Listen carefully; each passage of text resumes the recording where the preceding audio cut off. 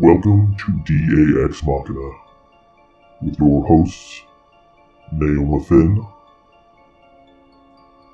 Steve Wildman Munrotis, and D.A. Roberts. Join us as we explore writing, books, authors, and all things horror. We will delve into the sightings, reports, encounters, and tales of monsters. We will also explore the writings of D.A. Roberts along with others in the horror genre. We will investigate the possibilities that monsters may not be safely locked away in the pages of books. They might just walk among us even now. Grab some popcorn and lock the doors. It's going to be a creepy journey. Welcome to DAX Machina.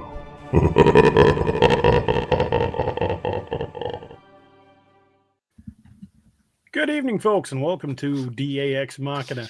We're back after the short Christmas hiatus, and joining me tonight is Naomi Finn, my awesome partner in crime on Wednesday nights, and Carrie Pocket Doc Davis. Doc, how the hell are you? Doc is locked up. That's how he's doing. Doc, can you hear us? Hello. Hello. Oh, we he's lost. gone. We lost Doc. Well, he's back. And he's back. Hey, you made it back. Here Can you I hear am. us this time? I said, Doc, how the hell are you? And you just stared at us. Quiet, I am rolling. Did y'all have a good Christmas? We did, man. We had most all the kids there, so that was a good one for me. I got to spend better part of a week with my oldest son. He lives up in St. Louis. He doesn't get to come down very often, but got to spend quite a bit of time with him, and we had a great time. It was definitely a good holiday. I enjoyed every minute of it. That's awesome, man. It's all about family. Absolutely. Naomi, how about you? I had a very quiet Christmas. Got up Christmas morning, opened the presents that were under the poinsettia because I was too lazy to put up a Christmas tree this year. Sat down and watched Netflix all day long. Sounds like fun. Yep. It's been a good holiday, but man, it's been hectic. We've gotten a lot done. I've got to get a few details ironed out that are still kind of bird dogging me, but we've got most everything done, and kind of looking forward to the new year to see how that treats us. Here's wishing that everybody has a far better 2022 than 2021 was to any of us. 2021 was kind of one for the record books, and I'm frankly glad to see it go. Amen. I'm not gonna lie, 2021 was a great year for me. Really? That's good. It was a fantastic year for me. I met two amazing people in the last year. Actually, 3, 4, 5, 6, 7. I have got to write more in the last year than I've ever written in my life. Well, that's awesome. I'm used to helping other people write. And of course, in my world, the perfect world is when I don't have to leave my house or talk to people. And I've done a lot of that this year. Oh, that's really good then. So I feel bad for other people who are miserable, but myself, pretty good. Well, you can't beat that then. Yeah, Nope. I'm dreading the day when I have to go back outside. Yeah, well, I think that's probably coming. We'll just see how soon is the real trick. Yeah.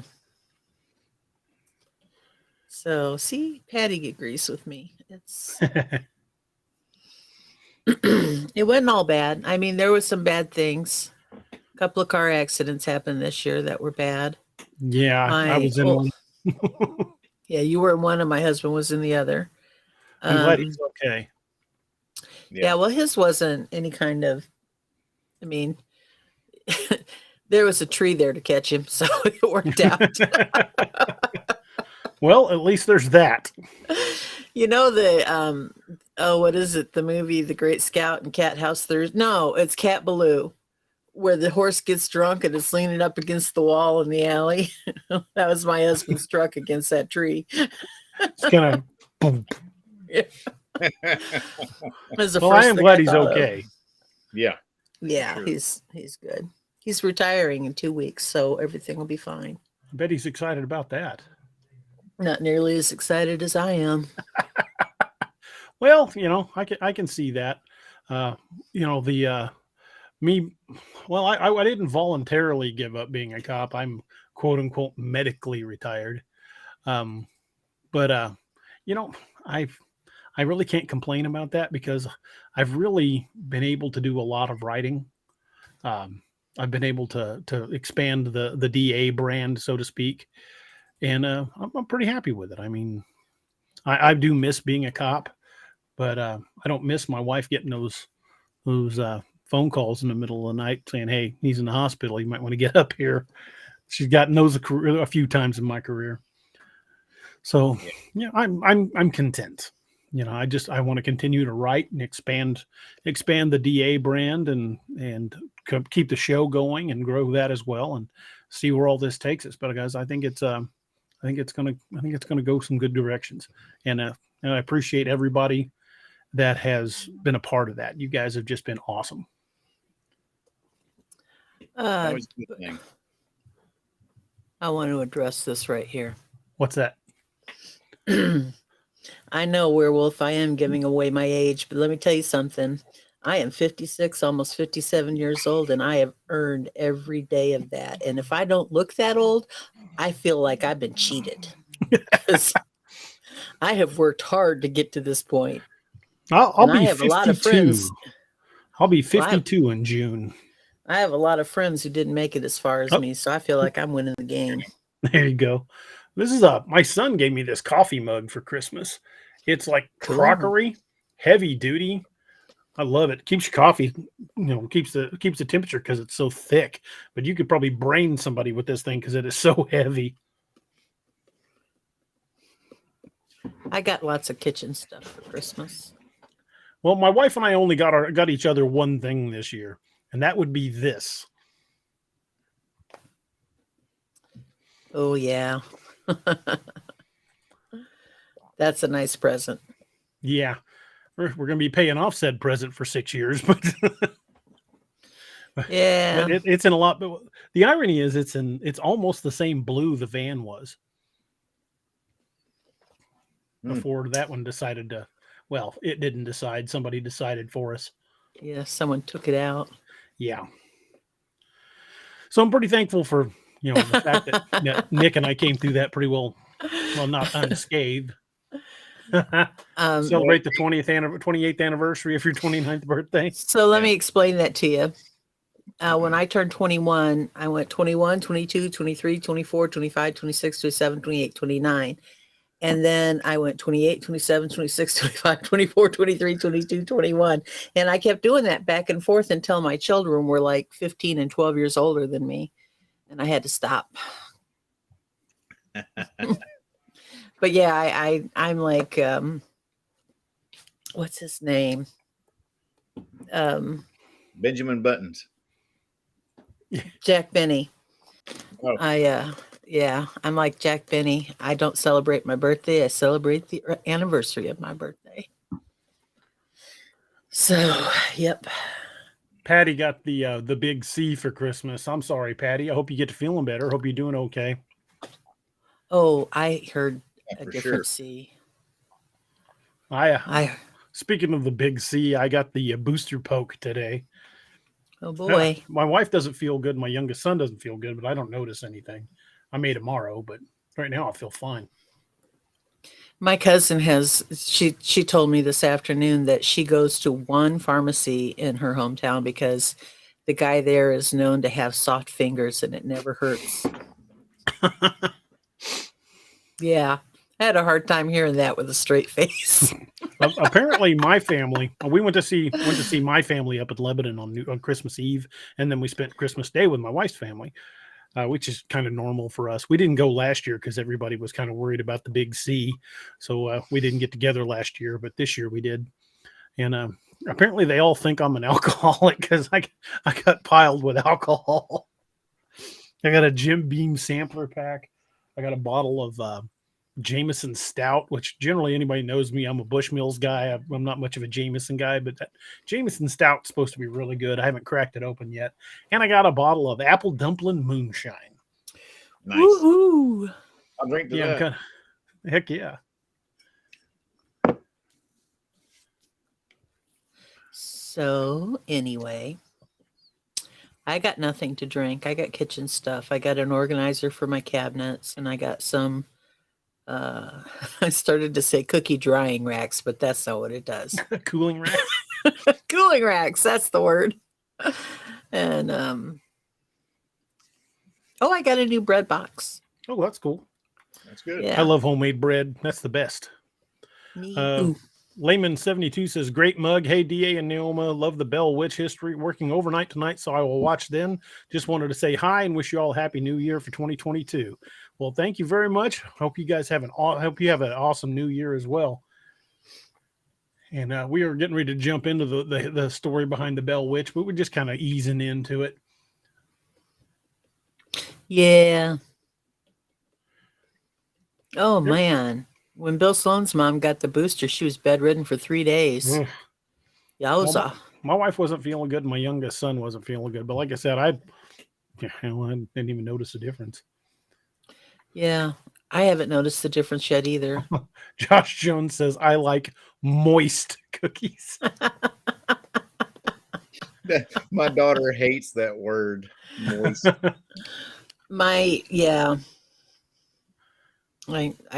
I'll have to tell that story on another time, not on the air. Meg Mills says, DA Chris asked what your hat says. Well, that's a gift from my buddy Mark Napier. It says Boggy Creek on it. Woohoo! I had to do some finagling. I tried to wear it before. He gave it to me a few weeks back. And every time I tried to wear it, during when I was playing around with the settings before the show, the green screen chroma keyed it out because it's camouflage. So what I did is I flipped my screen around to the blue side and then chroma keyed the blue, but it's still, if you can tell by the brim, it's kind of still trying to get a little bit of it. So we're instead of green screen, it's a blue screen, but essentially the same thing. That is totally cool. Oh, back hurts tonight, guys. I'm sorry to hear that. Me too. If you guys haven't checked out Naoma's channel, the Naoma Finn storyteller on YouTube, she just dropped one on the Nahani Valley, which was an awesome story. But like she said, she got into the legend of it, but there is so much more to tell that we are likely going to be doing a story on the Nahani Valley, actually doing a show on the Nahani Valley, probably next week. So there are several versions out there of the Nahani Valley story, including one from Mountain Beast Mysteries, which was really good because I like him, and Mr. B. Allen, Mr. Ballin. He did one on the Nahani Valley as well, which was also good. But I might be a little biased, but Naoma's was my favorite of the group. She did a really good job on it. But we're going to jump into that next week too. So you got something there to look forward to. But we are going to be talking about the Bell Witch story, which is pretty fascinating. It marks the first time in recorded history where a death was related to supernatural causes. It was actually officially listed under cause of death as supernatural causes. And also one of the only times in history where a supernatural occurrence was investigated by a sitting president. Papa Bear, you tell Jerry no.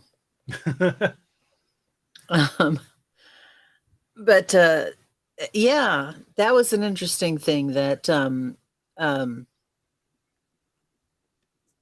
Jackson, Andrew Jackson, actually, was Mr. $20 bill himself. Yeah, Mr. Cause for the Trail of Tears himself. That's what I associate him with. Yeah.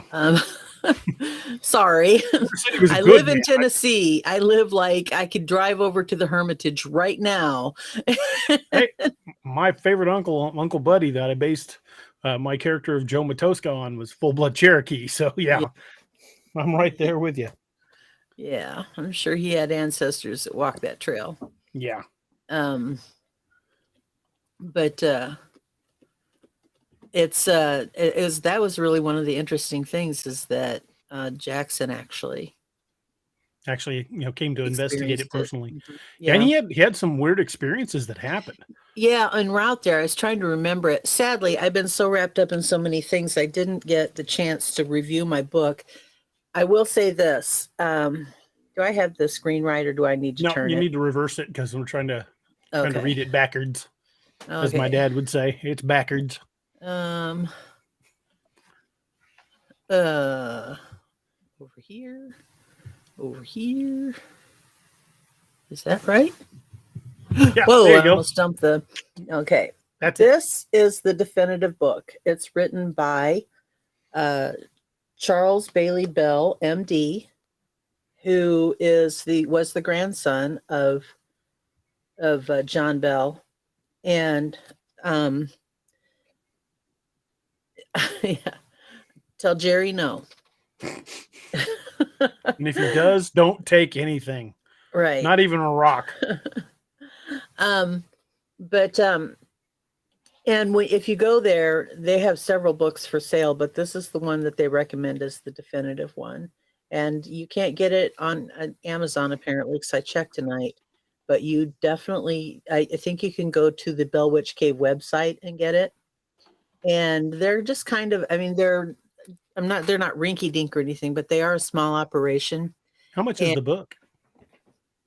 my husband bought it for me, so I don't know. And there's no price tag on it.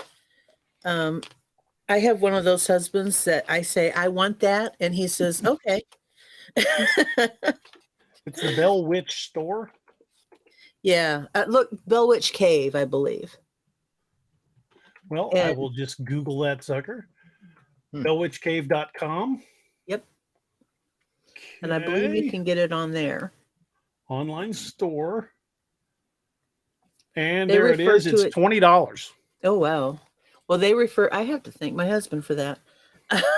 I don't usually spend more than 15 or 16. I am going to But, post the link to the Bell Witch store in the chat okay. right now. So anybody that's interested in checking out the Bell Witch Cave store, or interested in getting the book that Neil was holding up, that's the direct link to get it. There's a lot of other books there too, but I may have to get that book.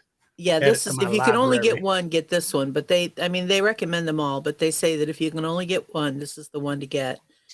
And it tells quite a different story from what you might expect of the Bell Witch. It's not the same thing that came out in the movie with Donald Sutherland and Sissy Spacek. It's quite unusual, quite unique.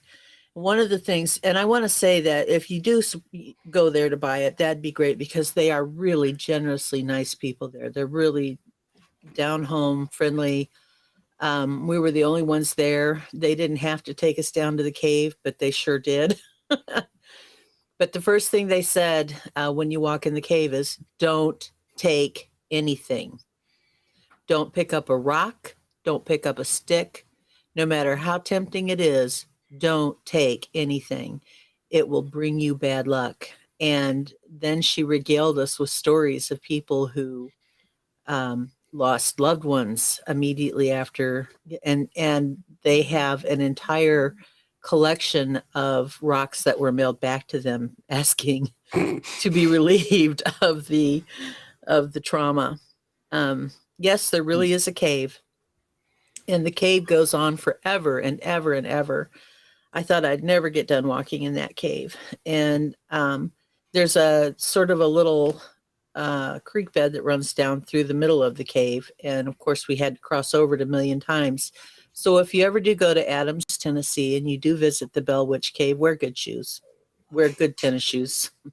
Don't wear I'm flip-flops. going in a It cave. I'm doesn't wearing work. boots. Yeah. Don't wear flip-flops, which is what I did that day. It was pretty miserable. There is one, and I looked and looked and looked through my files to try to find the picture that I took. There's a rock inside that cave that actually, it looks pretty demonic. It would be worth going to the cave just to see that. It's a tall, I don't know if it started out as a not a stalactite, the other one, Stalagmite. stalagmite, or and it just has kind of morphed in it, but it almost looks like a demonic angel. And you can see the face on it, and it is really, really creepy looking. That's pretty And wild. yeah. So, do you want to kind of give the overview? And Well, apparently what happened is there was not a feud full on like the Hatfield and McCoys, but there were two families, the Bell family being one, and for some reason the name of the other family escapes me. Kate Bat. But, okay, Kate Bat. They the families just did not get along. And one the Bat family fell on hard times and had to sell off some of their land. Well, the progenitor of the Bell family, John Bell, he bought a big chunk of the land, but he bought it cheap, and it really caused a much bigger divide between the families. And Kate Bat of the Bat family was believed to be a witch, and it's believed she put a curse on the family that started out with, I think the first incident was Mr. Bell was out hunting and saw this weird dog-like creature with the head of a rabbit and took a shot at it, and it just vanished. And he didn't want to tell the family about it because it just seemed weird. And then later they would hear like something beating on the side of their house, which to me, when I first heard that part, I'm like, well, that sounds kind of like some of the Bigfoot accounts. And they would of course run outside and there's nothing out there. Well, he blamed it on the Bat family. And every time they would hear something beating on the outside of the house, they would run outside, and of course they never found anything. So he was willing to write that off as the Bat family just trying to torment them till it started happening inside the house. And then from there it just progressed. It got violent. Sometimes it would be very much like a poltergeist activity where it was completely invisible. The youngest of the Bell daughters woke up one night and all of her hair had been tied in knots around the bedpost, and every time she tried to get up, something she couldn't see would slap her in the face and knock her back down. And then it started slapping the boys as well. They would have welts on their legs and arms in the shape of a hand. And it got progressively worse from there until it eventually killed John Bell. The one of the other things is it would pull the kids off the bed, or it would pull the covers off the kids. Mm-hmm. The spirit was very much against the daughter getting married to a certain man, Mm-hmm. and it pleaded. It literally would plead with her, "Don't marry him, don't marry him," and that was supposedly part of what caused the violence against her and the other kids. Was she was engaged to this particular person. It got to the point that she broke off their engagement, and anyway, she wound up marrying, and I've always thought this is kind of weird, she wound up marrying the man who was her schoolmaster in school, and moving away from there and having a family. I think she moved somewhere further south, but I'm not sure. Yeah, the spirit did. John Bell invited the elders of his church to come over and try to figure out what this thing was. And it would speak to people as if it was just a member of the family. When you read this book, it's interesting because it is not like what the movie portrays. This thing, Hollywood made shit up? No. Yeah, I know. Sadly, so do a lot of YouTubers. But this thing was pretty much just like it moved in and became a member of the family for a lot of years. I think the creepiest thing about this is in this book, and I was just trying to find the pages, it actually gives some really scary prophecies. Because it said it was going to go away for 100 years and it would come back. And I don't know if it ever did come back. And then it would only be back for a little while. And then when it came back again, all of these strange prophecies would happen. So I don't know how the family lived there with all the poltergeist activity going on, because as soon as that crap started happening, I'd be like, if you've ever seen the movie Triple X with Vin Diesel, I'd be like the character Yorgi. One day the original owners decided to move. Here's another interesting thing. There were two churches in the area, and nobody was of any particular denomination. One Sunday they might go to one church, and the next Sunday they might go to the next, but it just depended on what church they felt like going to that week. And so you never knew who was going to be in your congregation. But the Bell family had the advantage of if they went to one church, they would come home and the spirit would recite word for word the sermon they heard, and then they would do the same for the sermon they missed at the other church. So this thing was not afraid to go to church. So obviously it was not being repelled by prayer or No. Which leads me to believe it probably wasn't demonic. It was intelligent.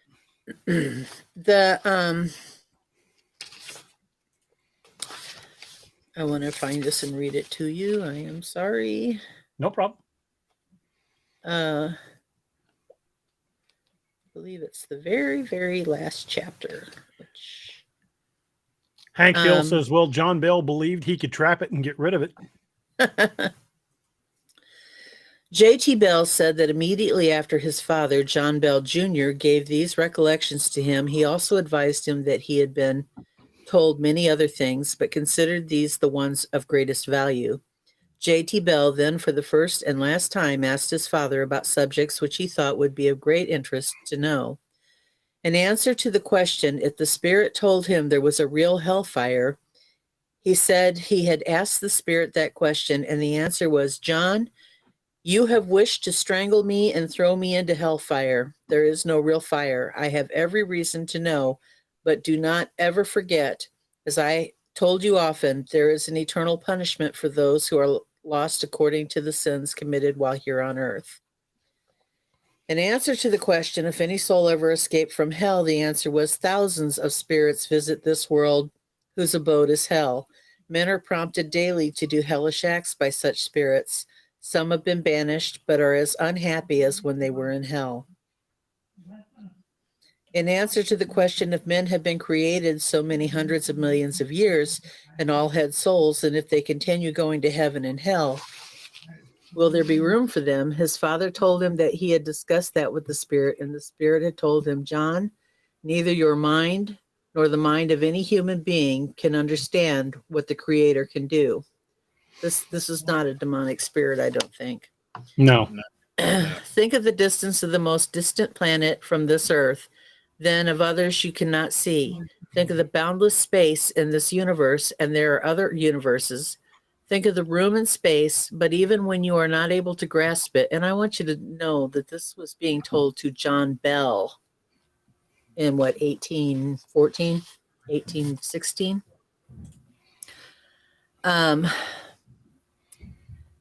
Think of the distance of the most distant planet from this earth, then of others you cannot see. Think of the boundless space in this universe, and there are other universes. Think of the room and space, but even then you are not able to grasp it. I shall not answer your question. If I did, you would not understand, and it was not God's intention for you to know until this time comes. Study your Bible. It is not for me to tell you other than I have told you. I do not know all things, and if I did, I would not be permitted to tell you. Wow. Yeah, that's the entire last chapter is just the questions that John had asked in the spirit. I've definitely got to get that book. Yeah, I mean, It's a very interesting book, and I think you'll be really shocked at the actual relationship that the spirit had with the Bell family. That's some Revelations level type stuff going on right there too. So yeah. Anything anytime you start dealing with prophecies, it always freaks me out. Yeah. I mean, Hank Hill even said something about that, I believe, about how the book of Revelation said, when there's no more room in hell, the devil walked the earth. Yeah. So that's pretty, I don't know. That's pretty telling right there. I think so as well. Well, the whole story behind the Bell Witch stuff is just terrifying. I mean, some of the things that happened to that family, and some people even indicate there's still weird hauntings going on in that area. I watched a thing. It's I can't remember the name of the show. It's got Josh Gates on it, and he has the group that goes around and investigates like cryptids and paranormal destination something. He had like Destination Truth and all those, but this one's about weird places and strange occurrences. But they did a thing on the Bell Witch, and they did an EVP session near the grave site and got some really odd noises. The interesting thing about John Bell Expedition is, X, yeah. Josh just what is it? Expedition X is what it's called. I thought it was one of the destinations, but it's Expedition X. John Bell was so convinced that Kate Bat was the reason for this entire thing, and it was tormenting him so bad. At one point, and I do believe that this is in the American Haunting movie, he went to Kate's house and pleaded with her, kill me now, but release my family from this torment. The thing is that it wasn't always bad. I mean, it would have these normal conversations with the family. I will say it was racist. Very racist spirit. But it would have, I mean, day-to-day normal conversations with the family, and but it would get violent with them, and it did not like John Bell. It had an intense hatred for him, and it picked on him a lot. And the daughter, Lucy, was that her name? I think so. Yeah, I think that sounds right. Yeah, either Lucy was the mom or the daughter. I don't remember. But it had a very good relationship with John Bell's wife. And but he actually went to Kate Bat and begged her to release him from this. And she looked at him and she said, I didn't do this. This is all your own doing. So she denied being. Yeah, that's what she thought. And if she wasn't just straight up lying to him. Right. You know, what's she going to do? Shoot him on her doorstep? That'd keep her out of prison for a while, wouldn't it? So, you know, one of the stories that happened in more modern times that find interesting is the story of that fella that took a rock from the cave, and within days of taking the rock, he lost his job, his wife died, and they foreclosed on his house just within days. So I think whatever's happening there is still very much there. I think, and there are huge sections of the Bell Witch Cave that haven't been explored, and it wouldn't shock me to find out it connects to Mammoth Cave, which is, you know, connected to all kinds of strange stuff, including cryptids and even UFOs. Yeah, the tour only takes you about, I think they said 800 feet back. Mm-hmm. It just feels like 8 miles because you're walking on, you know, uneven ground and in and out of the little stream. And there's a point where you kind of have to, you can't walk upright through, you kind of have to dip down, and it's,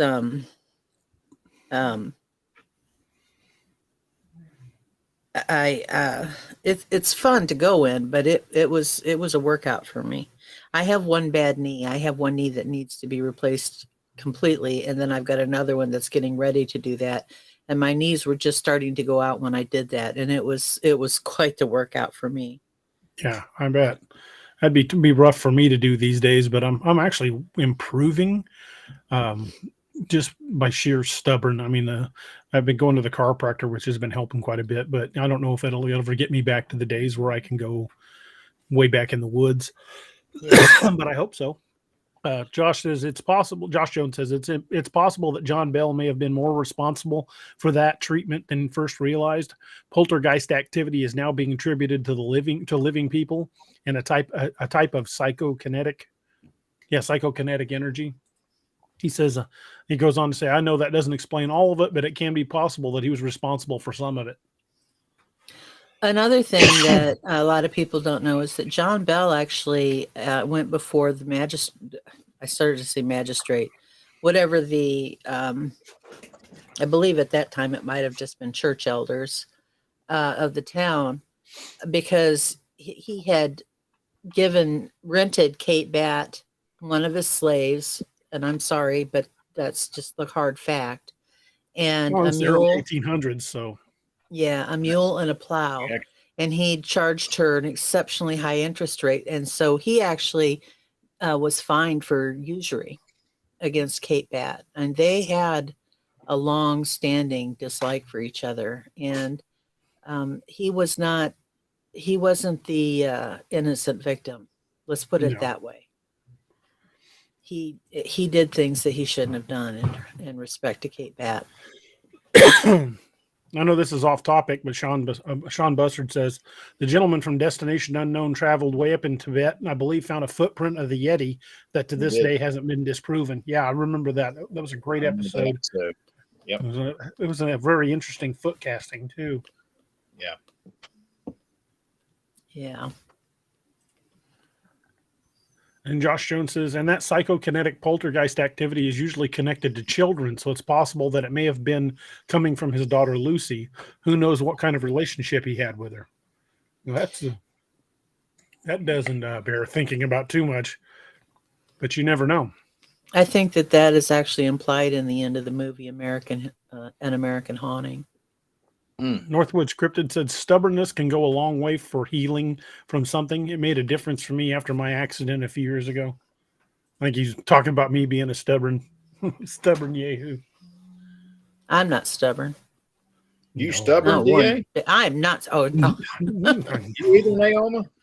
I am not one bit stubborn, and I'll argue that to my death. I'll die on that hill. Same.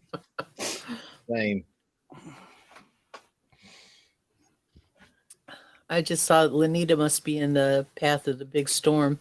I'm right on the edge of it. Well, Hank Hill prayers to pointed you. out something. He said there are reports of the Bell Witch creating matter, reports of it raining coal. There were other reports of it like leaving food on the bed of some of the children. And they believe that the poison that was used to kill John Bell was manifested by whatever the heck that is. It was heard for saying that he will never. I've given him his medicine, and he will never get out of that bed again. Did they ever figure out what kind of poison it was, DA? Was it like belladonna or foxglove? Not that I read. I don't think they analyzed it too terribly close. There wasn't much lab result back then, but they said that his breath smelled of the same liquid that they found in a vial next to the bed. Interesting. So it could have been, I don't know if it was mixed from elements they had. It could have been a tincture of aconite. Aconite will kill you dead, and that's wolf's bane. That grows wild. Could have been arsenic. Could have been mercury. I mean, it could, a lot of things that they had access to back then to kill you. Yeah, I like actually belladonna. really love Wolfsbane Sweet. or Monk's Hood, and I have grown it before, but I had to quit growing it because I was afraid that the kids would. You can get sick from touching the flowers on that plant. Northwood said cyanide. Yeah, cyanide was definitely around back then. Yeah. Louis Noriega says, I strongly believe that these spirits attach themselves to kids. My son was always afraid to go to grandma's house. He hated it. He cried a lot. Children see things that we as adults often don't see. I think the expression is won't see. Or have convinced ourselves don't really exist. So we refuse to see it. John Doe says, frankly, we were lucky they checked for poison at all, given the standards of the time. Yeah, he's been poisoned. Put leeches on him. We'll draw it out. Susan Parsons says, "Oh, it could have been oleander." Yeah, he's got bad humors in him. Yeah, oleander. There was the slave in the Myrtles plantation that you still see on photos and stuff. Put oleander in the cake. Chloe. Fed to the wife and the children, meant to sicken them, but she actually put too much oleander in and it killed them. And Yeah. so they hung her, didn't they? Yes. hung Well, her. yeah, she was hung by a mixed crowd.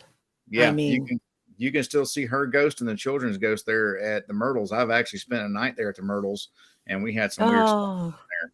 So yeah, absolutely. I mean, could have been belladonna too. Deadly Nightshade has a fruity smell to it. That's atropine. So it can block your heart. It's a cholinergic, so it can block your heart's adrenaline response. And so foxglove tea, if given enough, will kill them. Mark Napier says, Did why you would a tell spirit us? have to use poison? which is a good question, but God knows. I mean, but if you read this book, the spirit does, everything that they asked, are you a demon? No. Are you a ghost? No. Are you? So even though it clearly had supernatural powers, maybe there were limits to or it ghosts just in could have his been lying blood. to him. Yeah, I mean, Hank look Hill at says he's got ghosts in his blood. witches. If Maybe. you look at witches back then, they used the elements, and that's naturally occurring stuff. So that's the elements. You know what I mean? Mhm. So There was a time when the body had four. They what are the four? The The four black humors. bile. yeah, Oh my gosh, what are they? Black bile. Is it yellow or white?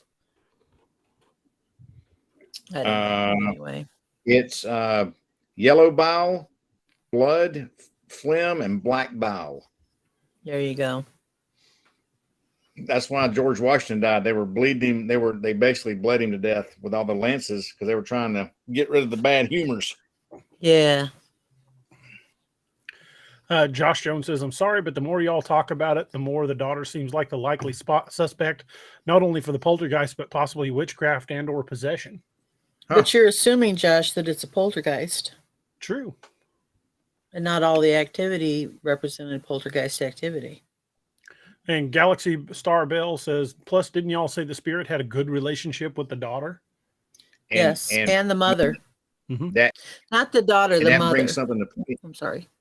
If the father was abusing the daughter, couldn't they basically told the daughter how to give him his medicine? Mm-hmm. Very well could. Instruct her how to concoct some sort of some solution. Well, 5674 says, seems like a lot of people hated him.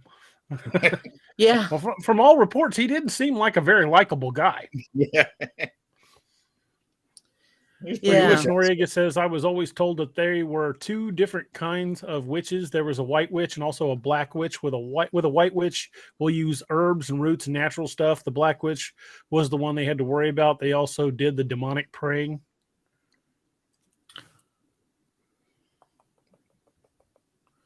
Trying to find where the rest of that is. And it says demonic praying and use that stuff. Okay. Yeah. Josh Jones says, I was referring specifically to the minor amount of poltergeist activity. She could have been the reason for all, if not just that activity. Very true. Yeah. Absolutely. Yeah. And Northwood says, as long as it's not a poltergeist, a poultrygeist. I read that wrong. Chicken ghost. The ghost of boneless chicken. Oh boy. And Meg said something there. Great witches also. I mean, maybe they kind of toe the line between both. I mean, but yeah, because the white witches. What do they call that? A hedge witch? Hedging their bets. Yeah. I like Josh's answer. Sounds like some Scooby-Doo shit going on. Raggy. Mr. Bell. I love it when they open the mystery machine and they come rolling out with all that smoke. I didn't know, but a few years ago that they were stoners. Never. Are you kidding me? Never had any idea. There were plenty of signs, man. They were always hungry. Yeah, and I lived in Colorado for 18 years. I didn't know that until about 5 years ago. Wow. I know. Yeah, I think that didn't escape me even as a child. Oh, we just lost Doc again. He's coming in off his phone. Apparently, where he's at, they don't have the Wi-Fi. Bebop or redoc. Doc, it sounds like you're in the deep south and your internet keeps getting the vapors. Yeah, dude. I do declare. I hear banjo music, DA. Paddle faster, brother. Paddle faster. Good Lord. Doc, you got a pretty mouth. Oh my Lord. You can do some praying now, boy. You better pray real good. Josh Jones says, in reality, most witches fall somewhere in the middle. They'll help and they'll also hex. There very well could have been a witch helping the family against them. Mm-hmm. Could have Yeah. been. Could have been. That makes a lot of sense, man. One question that has often been asked about John Bell is they actually lived in the Carolinas, I believe North Carolina, and they were a pretty well-to-do family there. And it's often been asked, why would he have picked up stakes and moved clear to the wilds at the wild time of frontier. Tennessee? Yeah. When he had a pretty good thing going in the Carolinas, what happened there to make him move? Right. Was he run off? You know, did he get did he get run out of town type of thing? Or was there a scandal involving him and his daughter there? Mm-hmm. Exactly. And then the witch, maybe, you know, the witch was in the daughter, maybe the daughter called on the witch for help or befriended her or some reason, for some reason, maybe it saw an injustice that was occurring and decided that'd be the end of him. Maybe the mother called it. Could have. Explain why it had a good relationship with her. Yeah. But at the same time, this spirit would sit down and have long conversations with John Bell, like they were old friends. I mean, all of these questions that I was reading at the end were questions John Bell had asked and that his son remembered the answers to, because it's actually John Bell Jr. answering the questions. So it's just a very weird, different from anything that I had ever heard of, or it's unique unto itself in the fact that the spirit actually caused a death. That is unique in the annals of our history. Well, it's really weird because it affected far more people than just the family. I mean, people would come to visit the family and it would talk to them. People would come to help the family try to pray it away, and it would basically taunt these people. Yeah. It actually, their slave was coming home one night from having, I guess, working at Cape Bats. I don't know. This young man. No, they said he was visiting his wife. Okay. I guess she didn't live there. And he was coming home and she tormented him all the way home. Huh. And he went, by the time he got to the house, he was a mess. Josh Jones says, if he was willing to up and move over a controversy, would he not possibly create stories to cover up the incident further?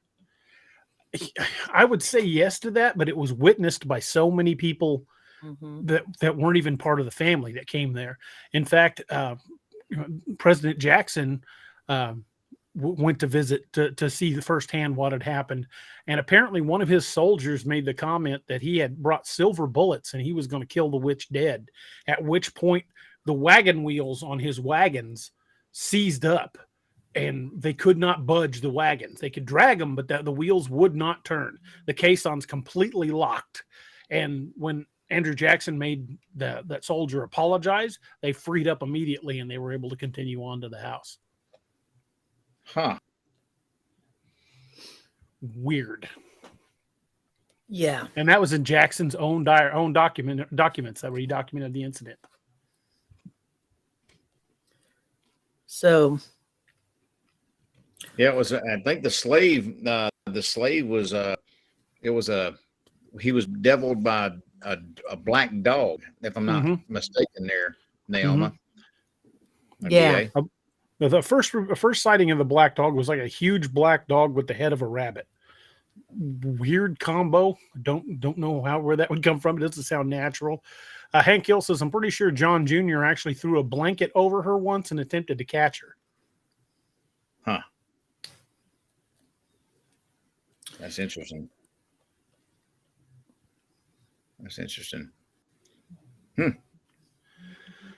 Josh Jones says, I was unaware of the multiple witnesses. The most likely story still seems like a witch helping the family and maybe even training the mother and daughter. Very well could have been.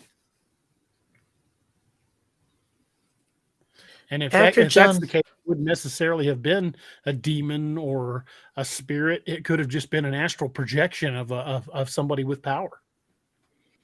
True. And wasn't there some Native American burial ground stuff related to that too? I don't remember them mentioning anything about native burial grounds, but this is this land was inhabited by Native Americans for literally thousands of years before European settlers ever got here. So it very well could have been. Yeah, because the spirit said it was disturbed. I don't know. I mean, it said it was peaceful and it was disturbed or something like that. I remember reading something about that or watching a documentary, and they were tying it to maybe some possible Native American burial grounds nearby. So I don't know. Very well could have been. Yeah. Well, Nita had a good one. Poison mushrooms in his food. Plenty of those around. Yeah. Yeah. There's plenty of mushrooms that'll kill you, not just make you, see weird shit. Yeah, exactly. I often wondered, who was the first people to look at mushrooms and go and decide, let's eat those. Don't eat that one. It killed Charlie last week. Yeah, don't eat that one. Charlie died. That one's bad. I want to know who wanted to eat the ones that were growing under the cow poop. Somebody must have been really hungry. Yeah. Well, then you've got the, who was the first person to decide eating oysters was the thing to do. Cracked one open and go, that piece of snot looks delicious. I think I'll try it. I'm still trying to figure out who said, see that chicken over there? I'm going to eat the next thing that pops out of its butt. Yeah. I mean, I do like me some raw oysters, but I don't know. Or good God, move over, calf. I want some of that. I'll be damned. It's pretty tasty. Yeah. Somebody was really hungry. That's for sure. Yeah. It's like the joke about the two old boys watching the dog lick itself. And one guy says, I wish I could do that. The other one says, you better pet him first. He might bite you. That dog would bite you. Yeah. That was no UGA joke, man, when they saw Uga licking himself on the sideline. I wish I could do that. That dog would bite you. He's going to tear you up. Yeah. Hooter Transport wants to know if there's a recipe for Southern fried ghost chicken. I don't know, but I suspect it won't fill you up. Yeah, you'll be hungry in 10 minutes. It's all breading. Oh, that is so funny. That I don't know how they know this unless it's happened on the show, but somebody says, don't mention snot too much. Neoma will get sick. And that is a fact. It grosses me out. I can't stand snot. Evening, Doug. You hear me all right? I can deal with snot all day long, but I can't deal with vomit. Yeah, Hank vomit Hill doesn't bother me. Hank Hill says, so I found a small excerpt about the poison. John Bell Jr. gave some to the cat, which died instantly. The entity then spoke joyfully. I gave old John a big dose of that last night, which fixed him. John quickly threw the vial into the fireplace, which apparently it's not explaining, posting all that. Burst into a bright bluish flame and shot up the chimney. Wow. Sounds like moonshine. Yeah. Bad shine or the head?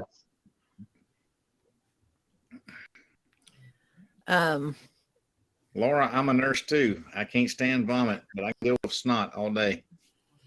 I can't deal with snot, but vomit and poop doesn't bother me. John Doe says, I really appreciate that they decided, screw that cat. The cat is now the guinea pig. It's a sacrificial canary. Yeah. Well, when we're talking witches, they could have said the cat is part of the witch. I have a theory on cats and pit vipers. They have the same shaped pupils, so they're not to be trusted. So, well, we know Doug's stance on the cat. I'm not a fan of cats. You know what though? It's that attitude towards cats that helped the bubonic plague spread across Europe. Very true, but we had something they didn't have back then. We have rat poisoning. Yeah, but they didn't know it was the rats. They thought it was the cats. They needed to go a step further. Well, as a kid, when I lived down in New Mexico, one of our favorite things to do was drive down to the dump with our 22s and shoot rats. Yeah. Good old rat killing. That was a good day right there. Take Same a couple hundred rounds of 22 hollow point just to make a field day of it. Yeah. Yeah, I remember the time my neighbor, the county cop, caught me shooting groundhogs out my kitchen window. I had a hard time explaining that.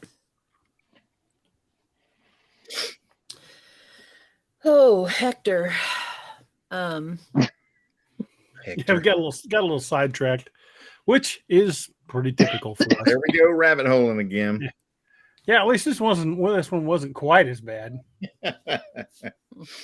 Martin Napier says pop an ammonia capsule under your nose, Carrie. It helps handle the vomit smell. Brother, I don't know, man. I have been in the back of the ambulance puking right alongside my patient, brother. It's not a good thing. Oof. And Kill says, you mean womp rats. Womp Well, rats. they weren't quite that big, but they were good sized rats. We want one of the Nutri-Rat from Louisiana. Ooh, I'll take a big old pass on that. You know, they fry those up in some places and serve them. I ain't eating no We expect Nutri-Rat. they're a bunch of Cajuns. I have had Nutri-Rat. I am not eating Nutri-Rat. I'm sorry. It ain't bad. Well, it couldn't be any worse than possum, and possum is terrible. Of course, it Oh was God, in possum's awful. It's greasy and I can't Those stand raccoons. the Nutri-Rat I have Yeah. was it. in Raccoons gumbo. were bitter. It was in gumbo down in Louisiana at my cousin's house. So, yeah. Well, that Northwoods explains Crypt it is all over right here there. popping out Princess Bride quotes Rodents of unusual size. in the fire Well, Kara, swamps. that We won't go explain- into fire swamps, man. No fire swamps for us. Taking a pass. Kara, that Yeah, taking a hard explains pass. it all right there. You throw enough damn seasoning in it, you can't taste shit. Just know your mouth's on fire. Hey, Frank's Red Hot, man. If it tastes terrible, put Frank's Red Hot on it till you That's can't right. taste it anymore. That's right. What's that quote with Yeah, I mean, MREs? it's one of those things. I mean, it could have been mushrooms, could have been something. I don't know what would have burned a blue flame other than moonshine, but maybe it was in a tincture, Yeah. some kind of moonshine base. That is an alcohol base is the easiest way to dissolve a poison. That's right. And cover most of the taste. Yeah. What about Absolutely. methanol? Yeah. Absolutely. Like I said, like the heads off the first. I mean, look at first NyQuil. cut off the I mean, moonshine, it's the 70 methanol. proof. Or Yeah. 70%. Yeah, 70 proof. It's 35% alcohol. Well, if it was Well- methanol off the heads of the alcohol, off the heads of the alcohol, straight methanol. Could have It been. could have just been straight wood grain alcohol. Yeah. I mean, that killed the hell out of him, Mhm. But any of that stuff would have killed him. But if it would have killed him, even a small dose would have killed a small feline. Mm-hmm. Would have been toxic to one of us. Would have killed a cat. So who knows? It could have been anything like that. It could Well, have to quote just. the late Jerry Clower, it killed him graveyard dead.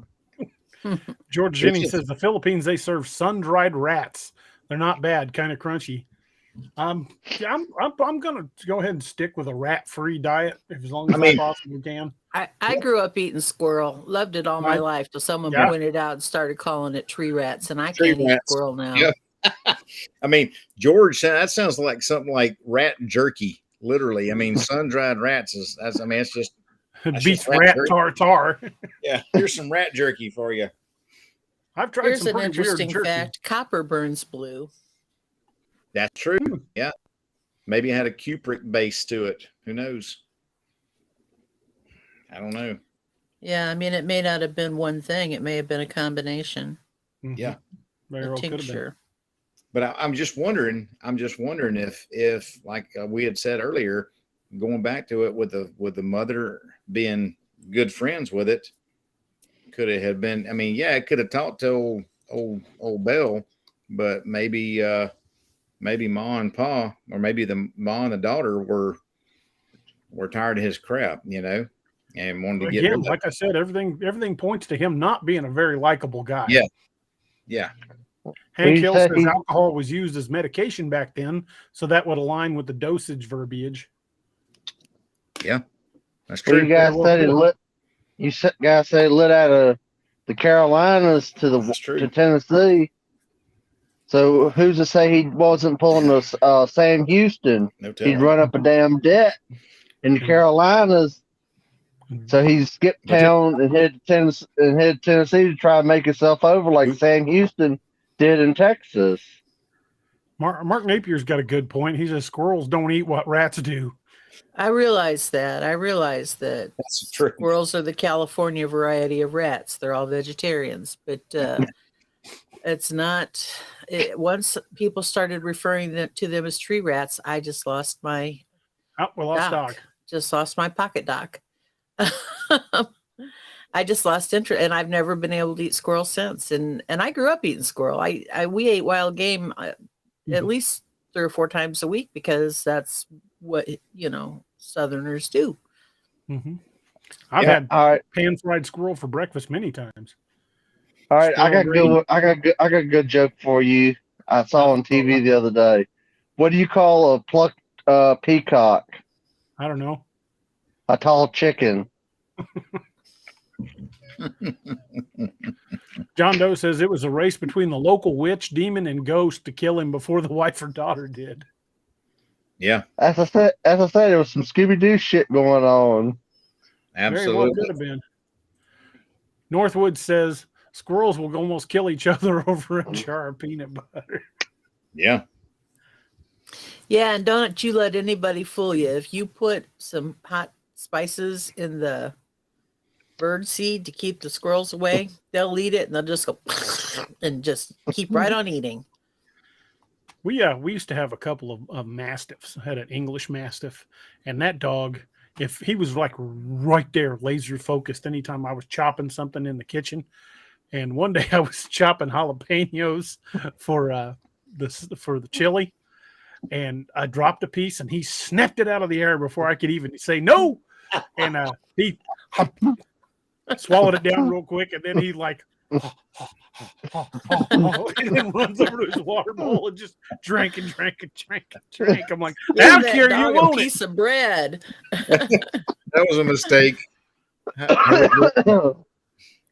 Did he run it high when he saw you chopping jalapenos, Doug? Nobody yelped when he was pooping the next day. He was singing Johnny Montezuma's Cash. revenge.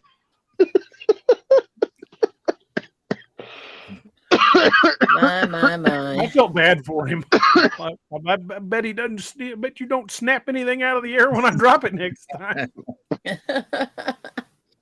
Oh, mercy. Okay then. I burned my chili this week. You burned Not your real chili? happy I burned my chili this week. I'm not Oh. real happy about that. Gotta be careful. Do you make your chili with or without beans? I make it with beans. I I do think too. it's a sin against nature to not put beans in chili. I totally agree. If I you make hate- chili without beans in it, it's just sauce. It's spicy sauce. In Kentucky, they put macaroni noodles in it, and I don't like that. But I What? do put, yeah. I They have do chili in- like chili mac, but that's a totally separate thing. Yeah, it's I not hear real chili. I hear macaroni and beans, and I'm thinking goulash. Yeah, yeah. I agree. That's what I think of. But they put macaroni in their chili in Kentucky, and I don't care for that. But I do have to have. I think it's a sin against nature not to put beans in your chili. I totally agree. I put like 3 different types of beans in my chili. I put, of course, chili beans, pinto beans, and I put large red kidney beans and then black beans. I should have put black beans in mine. I had some, but I was saving them because I love black beans. I buy them by the case at Sam's. So Oh I yeah, have Papa plenty. Bear spaghetti noodles. That's disgusting. Steak and Shake. It's a national chain. We've got 4 or 5 of them here in town. They will serve spaghetti noodles covered in chili. I've never tried it. To me, it sounded like one of those things like, back in the early 80s, late 70s when I was a kid. You got your chocolate on my peanut butter. You got your peanut butter on my chocolate. Yeah, it might be Now good. there- It might be horrendous. There's a pizza place up in Illinois that makes spaghetti pizza that's good. Huh. Never had a spaghetti pizza. There's a place here in town that makes macaroni and cheese pizza. My son says it's good. I just make look at my it and I'm own. like, yeah. Yeah. I did try something new tonight. It was really good. There's a restaurant here in town called Teriyaki House. It's an Asian place. Was looking at the menu. I would and have was thought it wondering- was a southwestern food place myself. No. They had spicy bourbon chicken with vegetables. So I tried that and it was delicious. Just the right amount of heat. Oh, it was good. I will definitely be getting that again. When my wife was sitting next to me going, that stuff stinks. I'm like, well, I like it. Oh, shoot. Apparently Hank Hill is from here in Springfield. Says teriyaki house is amazing. I like it. My wife does not. So it's only on the rare occasions when she's she had sushi earlier and wasn't hungry. So me and the boys got teriyaki house. I love sushi. Actually, I don't love sushi. I love wasabi. I don't mix it with anything. I don't do it the right way. I just put a big old dab of wasabi on that sushi and I take a bite and I let it make my nose kind of burn. And I love wasabi. I could eat wasabi straight. I really could. That's like the best food in the entire universe. I'm not a fan of wasabi. I love it. Doc, what you cracking open there, bud? Coca-Cola. That's a kind of a small bottle. I'm a small man. It's pocket Doc sized. That's right. Eating a small burger too. So a slider's like a normal sized burger for anybody else for you, right? That's correct. Doc, what do you do? Drink half of it, then fill the bag up with liquor, and shake real good? No. I only do that for Zoom meetings. You see my hat, Doc? I brother, I can't see anything. I'm using my phone for a hotspot, so I can't see any of y'all moving. He's got a Dark Angel medical hat on. It's a good looking hat. It fits good too, actually. Good. Actually good. Yeah, those are some good hats, man. I appreciate it. I'm glad you like it, brother. Well, thank you for getting it to me. My pleasure, man. My pleasure. Hank Hill, wasabi is made with horseradish, so that's probably why. Isn't it made with peas too? I don't know what all it's made with. I just know it's good, and I love the way it makes my nose feel when I eat it. You mean you like the sinus cleanser? Is that what you're trying to say, Neoma? Boy, does it. I mean, it cleans my sinuses all the way up to the back of my eyelids. I don't know what it is about that. I mean, and it's like, ooh, give me more. It's like Doc and the Gold Bond powder. Yes, sir. Yep. Speaking of things slightly off topic, I don't know if any of you guys are all familiar with, Scallywag tactical knives because I've shown them on the air and talked about them, in the books. Right now they are having what they call a blemish sale. And I've gotten a couple of mine from the blemish sale, and I challenge you to find the blemish. I don't know what they say is wrong with it, but their blemish knives are perfect. They might have a damaged box or maybe a scratch that, is so superficial you can't even really see it. But every blemish blade I've ever gotten from them has been a beautiful knife still. They are running a huge sale right now, getting rid of old merchandise, and you can pick up knives at below half price. So if you go to scallywagtactical.com and look under blades, you'll see the blemish blade sale, and they're going pretty quick. So if you're interested in picking up a Scallywag tactical blade, I'd get over there and check them because they are going pretty fast. And if you're feeling generous, Doug's got his high and drooling on the kitchen knives. Oh yeah, I'd love to have those kitchen knives. And I talked to Craig the other day, and he said the bounty hunters are coming back in stock sometime in January. They're in production right now. The bounty hunter, which one? Or the bounty. I'm sorry, the bounty. The big bounty. The big beast. I'd dig mine out, but I'd knock a bunch of crap off the shelf. Kerry, did you see his State of the Blade on Christmas? I did Yeah, not. they're going to be debuting some awesome new knives. Nice. Sometime He probably said- around mid-February, they're going to be, they've got a folder that is just, this freaking long, and it's a folder. It's massive. Wow. 1/4-inch thick spine. Yeah. Is that the one you're talking about, Doug? That's the one. I want that thing. It's a folding razor is what they called it. It has that odd razor blade shaped blade to it, but it's Like it's an a folder. old-fashioned meat cleaver. Oh God, yeah. It's got that swept to it like a meat cleaver. But It's I like, really want those kitchen knives. But I right now, with everything still up in the air after the accident, it's going to be a good long while before I can do anything but finance bubble gum. I hear you. No, what I Werewolf was says getting they're out of the gunner's mate. Well, that's too bad. If you guys aren't familiar with the gunner's mate, I got mine right here. This, let me get it in front of the camera, is the gunner's mate. Look how thick that blade is. So that's about 1/4-inch too. Yeah, it's easily a 1/4 inch. It is a beautiful heavy blade. This thing is made to take a beating and give one as well. Well, Michael Donavito did a video with the bounty, and he was hacking through. It was a side of beef, and he was making like 18-inch slashes through this side of beef.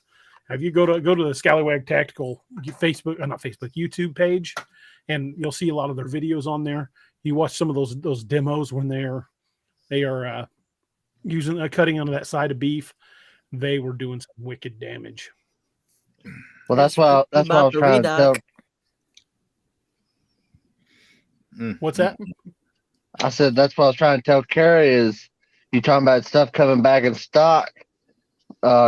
Craig was talking about how much inventory they got held up by shipping this year. Like 10,000 blades got held up in shipping that are still coming. Roger Like Peacock says that's the truth. $300,000. Yeah, like $300,000 worth of merchandise. Roger Peacock says that's the truth. DA, I just got a blemished dew claw today, and it's perfect. That's the one I want to get. I want to get that dew claw, but I really want those kitchen knives. Those are freaking awesome. Yeah, they're beautiful. I think somebody's wanting us to get back on topic.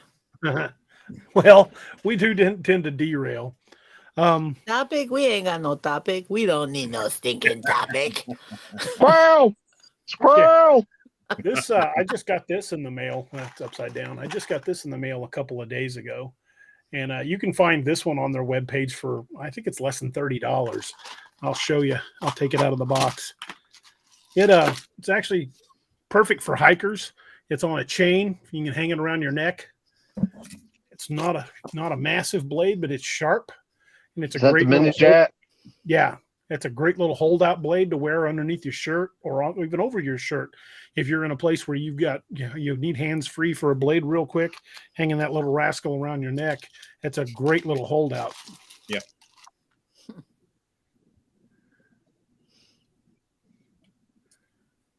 Oh. George Jennings says you guys are as bad as Cam and his Yeti bars. Hey, I like Yeti bars. I do smell too. like I still got all the time. I got 3 of them in the bathroom still. My husband has one out at the kitchen table, and I keep trying to steal it from him because he leaves it at the kitchen table, but he likes the smell of it. So when he's like sitting out there, he just like, and he snorts a Yeti bar. What the heck is that about? Just likes the smell. Yeah, I'm going to steal it from him. He's gone tonight. I could steal it tonight. That's funny. I don't know which was funnier. Naomi saying that or the way she was looking when she said it.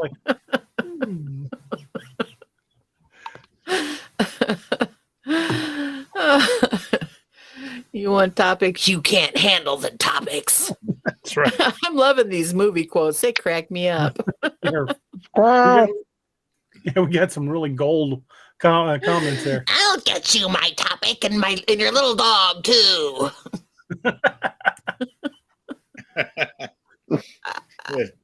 Can't tell someone dropped a house on my sister.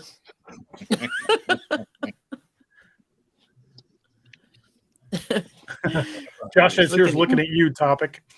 Oh my god.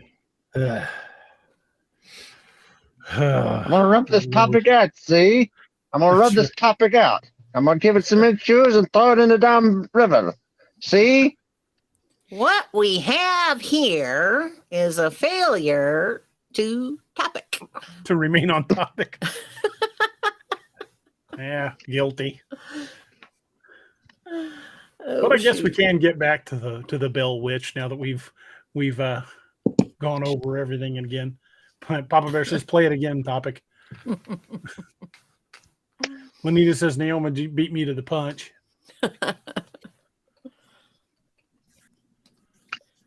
Gonna need a bigger Disappeared. topic. These are awesome.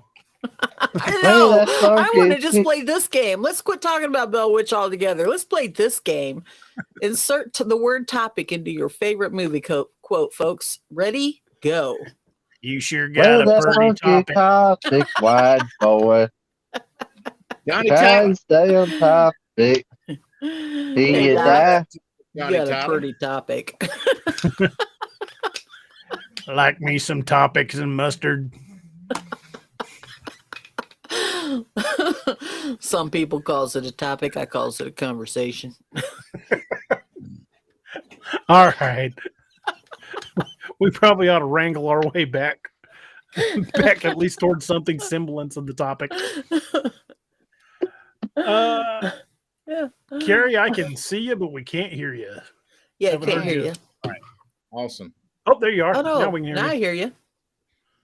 I was gonna say I was gonna add it in and say, "Why, Johnny Tyler? Where you going with that topic, Johnny Tyler? Madcap. Madcap. I'm You're your gonna- topic. You gonna skin that topic, or you just gonna stand there and bleed?"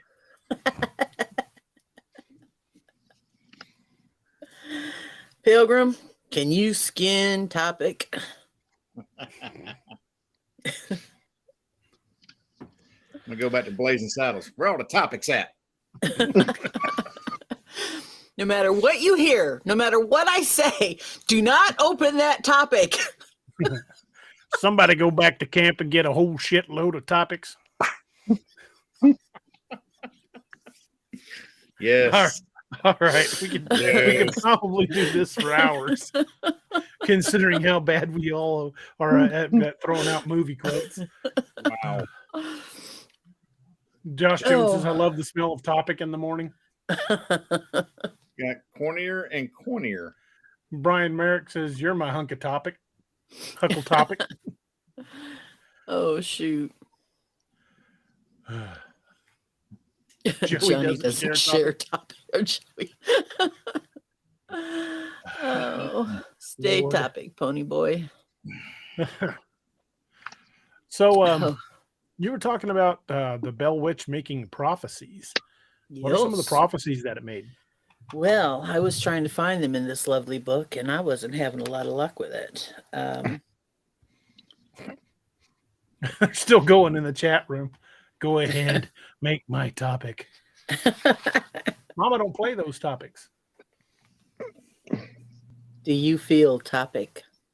We Well, created do you, a punk? monster.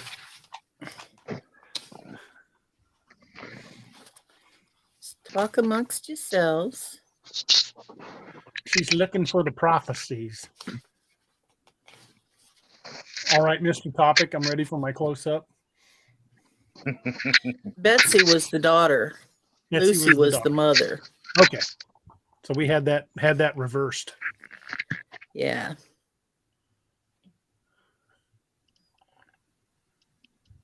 And the spirit called Lucy Loose. Hey, Luce, how's it going? The best part of waking up is topic in your cup. I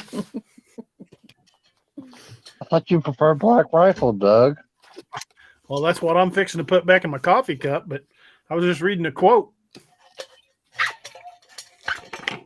Oh Lord. I brought a thermos full of coffee for just such emergencies.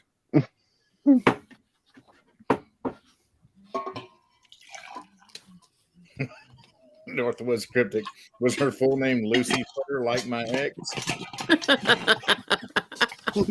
I keep telling you, that ain't my name. She's the devil. Now, Doug, did you remember? Mama said, Mama said that's from the devil.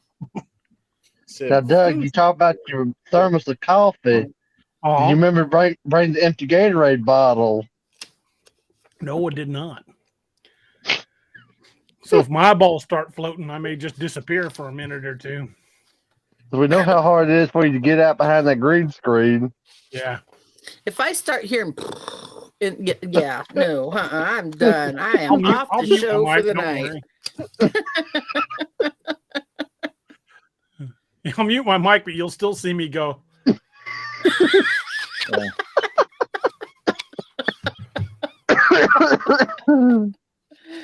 Oh, Naoma, here's a cool twist. Have you heard about this Mississippi clairvoyant, Sarah Delaney Pugh, also better known as Angel Pugh? She's from Leakesville, Mississippi. My dad used to preach at a church in Leakesville, and she said that she got to know the real story, claiming she got it directly from Betsy Bell, who, according to legend, was tortured for years by the Bell Witch.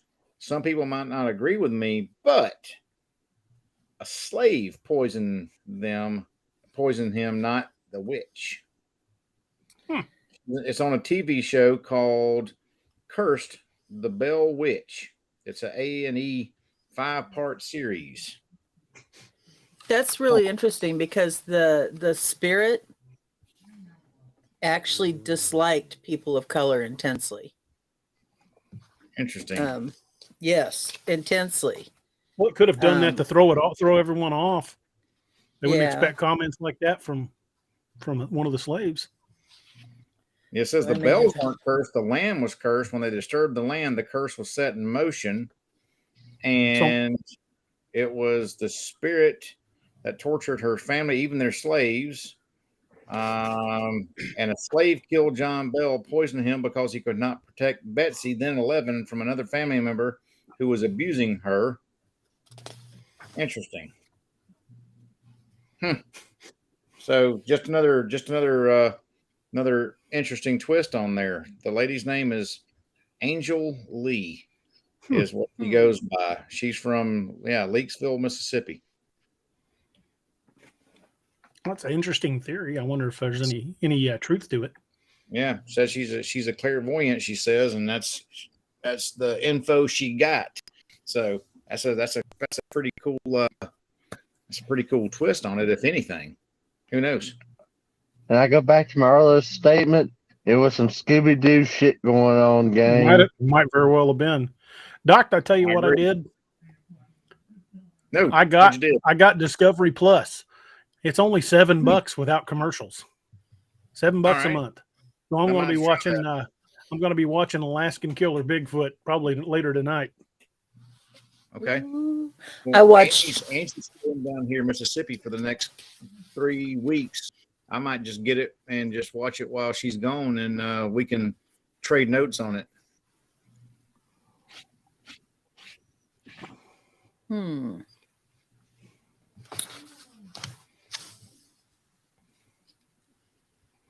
Y'all are waiting on me, aren't you? No, you go right ahead. We'll keep talking we'll talk amongst ourselves. Talk amongst yourselves, please. I'm ultra pleb.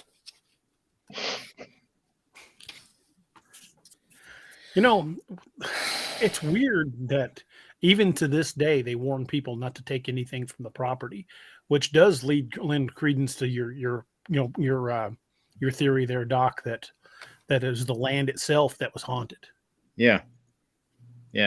That could, like I said, the whole thing. When I went to Culloden in Scotland, they were like, "Don't take anything because you'll carry that bad energy with you." Mm-hmm. That could lend some credence to that theory for sure. Interesting. It's funny you bring up Culloden. One of my favorite childhood songs I remember being sung to me was the Sky Boat song. It was written after the Battle of Culloden. The deep rocks load and proud. That's not it. That's not the Sky Boat song, man. Over the sea to sky. Yeah. Speed bunny boat like a bird on the wing, on with the sailors cry. Yep. Carry the lad that's born to be king over the sea to sky. Love that Yep. song. Yep. Our grandma sang that. Yeah. Yeah, there's definitely some credence to it. I mean, you bring stuff back with you. You carry that energy back with you. I mean, there's people who have been in homes, who have had bad spirits there, and it may be the home, and they carry possessions back with them from that home. And like you said, there were people like that. What did he say? That who was it talking about earlier? People sending boxes of rocks, packages and parcels back, saying, "Hey, get rid of this bad energy. I don't want it." I love that song, but like you're saying, don't take anything from there. I almost have this weird feeling. Patton believed he had lived many times before, always as a soldier, and I've had vivid dreams, and it may be from things I've read, but I've had vivid dreams about the Battle of Culloden, and I have the weirdest feeling that should I ever get to that battlefield, I'm going to have a strange experience. Yeah. And I can't explain why. Yeah, there's a lot of energy there, brother. A lot of energy there. That's for sure. Well, Meg, thank you very much. But he says, "BA, now your new way of income is a great voice." Well, thank you. I'm just a tone deaf hillbilly. I'm ain't nothing special about my voice. When you talk about that, it's like what I was telling Doug the other day. I saw somebody put up a full moon chart for next year, and the last full moon for next year happens to fall on December 7th. And I was telling Doug, it's like December 7th, Pearl Harbor. Yeah. Anybody else getting a bad vibe here? There's going to be some shit going on at Pearl Harbor, or the Wild Hunt's got to go to Pearl Harbor and straighten a damn necromancer or something out. I feel like Clark Griswold. I wouldn't be any more surprised if I woke up with my head sewn to the carpet tomorrow. So who knows? These prophecies it's hard to imagine that they were written or that they were spoken 200 years ago. Mostly they're religious prophecies, but there will come a time when the food growing conditions of the world will change. If the world is not destroyed before that time, there will be droughts and floods as in the Bible times. The world will be unfortunate, and that there will be no man whose prayers for rains will be answered. If men before that time will heed the warnings of nature and no longer destroy the natural growths, they may continue to reap harvest, but that they will not do. At that time, men will heed nothing but science and finances, and the misery following will be fearful for you to contemplate. I have seen it happen before when the most fertile areas of the world became barren. The misery following was most appalling. The great uncreated Creator has these methods of showing men that he rules the world. Doc, I thought you were gone for good that time. Man, it kicked me out for a second there. Yeah. Naoma, that's a creepy prophecy. And it may be coming to pass in some ways. Well, definitely with global warming. Yeah. That's what I was about to say. It sounds more like talking about now than when was that book published? This book was published in, I think, 1934.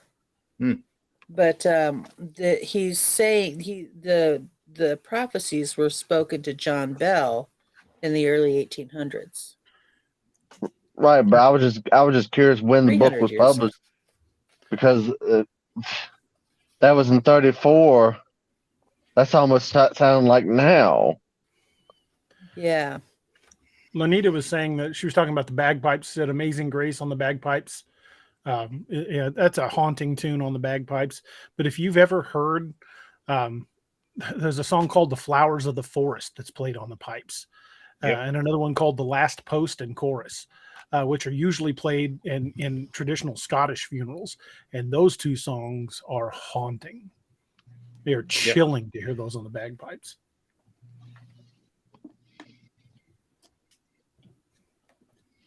Yeah. So is Highland Cathedral. That's a good one. Yeah. All right. You happen to speak of the bagpipes. I was watching a thing popped up on my Facebook feed today, and they were talking about the last Scottish bagpipe maker in Scotland, making them by hand. I have a tam o'shanter. What? I used Let to me get have up one. and I'll show you. Here's an interesting prophecy.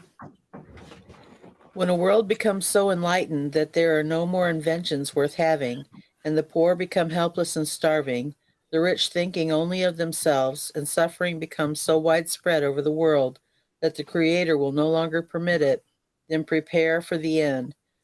When this world is destroyed again, it would seem that it will be complete destruction and never again be habitable. Oh, ain't you cute? I like my tam o'shanter. My wife won't let me wear it in public. Can't Like, you are imagine. not wearing that out of the house. Why not? That's why I bought it. That's a beautiful hat. Thank you. It's a Much beautiful bonnet. appreciated. Did I lose you guys? I'm No. still here. Yes, I think ladies Juanita and likes my hat. gentlemen, this is a book worth having. I'm going to order that. I was looking on their website, and you have to call them and order it direct. There's no way to order it directly off the website. Oh, I didn't realize that. Well, you could come down here and buy it straight from them at the. They have a True. little booth. It's kind of like a. Northwood says she just doesn't want you wearing a kilt. I'd wear one. Gary's got one. Yes, sir. I've got to get one, but I'll have to change the tam o'shanter. I got this one because the colors were limited. I'm either going to get a Robertson hunting tartan, which my family was a sept of Clan Robertson, or I'm going to get the Black Watch, one of the two. Nice. Susan Parsons says, remind me of my husband and his pork pie hats. I got a couple pork pies. I collect hats. I mean, I love goofy hats and cool hats and any hat in between. I love cool hats. And I think love hats too. We kind of lost something when men stopped wearing hats. Yep, I agree. You I think talk women about should you know wear who them broke too. that I love trend, right? hats. You know who broke that trend, right? It was John F. Kennedy. He was the first president to refuse to wear a hat, and they fell out of fashion after that. Rat bastard. Well, you gotta remember he was a Catholic Yankee. What do you expect? Damn Yankees. Bless his heart. That's right. Then I got my I know what that got my means. fedora. I love hats. I look awful in hats. Yeah, you talking about Scottish. I told you I did the ancestry DNA and said I was had a quarter Scottish, but it doesn't help you narrow down what family tree that come from. I'd be curious on that one. Fortunately, our family Bible ran ours back pretty far, and I was able to trace it beyond that. The funny thing is when people do research on their family history, they're always, I was a direct descendant of Napoleon Bonaparte, or my family's royalty from this country. No, my family were sheep farmers. Do you know how many people are descendants of kings, though? Probably a lot. It's an amazing number of people on this planet who actually are descendants of royalty, because I saw an entire documentary on it once and I was blown away. I have Godwins in my family, and Godwins were kings in the Saxons. Yeah, my buddy John is a Godwin. He traces it right back to that king you're talking about. Yeah.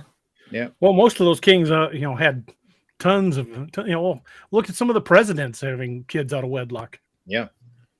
Yeah, that was part of how so many people get traced back to kings, is the babies born on the other side of the blanket. Yeah, yeah. My ex is actually part of the Dames of Magna Carta. Traces it back to Charlemagne. The I had a I couple was of looking at, I was fooling with the ancestry.com the other day, and one of my cousins had did some more research into it than I have, played with it, and my grandmother's maiden name, Harmon, one of her direct descendants, fought during the Civil War in the 8th Virginia Cavalry, and had a footnote in there. He had a horse shot out from underneath him in 62 and had $160 bounty on the horse. I thought to myself, what in the hell was that horse made of? Gold? $160 back then? That's a damn That's a lot of king's money. ransom. Lanita That's Bryant what- says. Lanita Bryant says, I'm a descendant of Jesse James. Why couldn't it be Betsy Ross? LOL. Lanita, funny you should say that. I've got family from Kearney, Missouri, and we're related to the James family. In fact, my grandfather's name was Jesse James West. Huh. That's pretty cool. We're supposed to be direct kinfolk there. First cousins with the Jameses and the Youngers. I was just going to say I'm related to the Youngers, so we must be related too. That's wild. We were supposedly first cousins with the James family and the Youngers. That's on my mom's side of the family, though. Yeah, yeah. We're from the same set of dogs that Jefferson Davis is from, so that's actually kind of cool.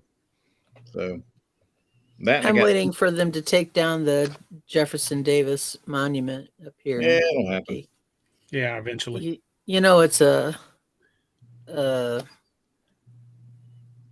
what are they called?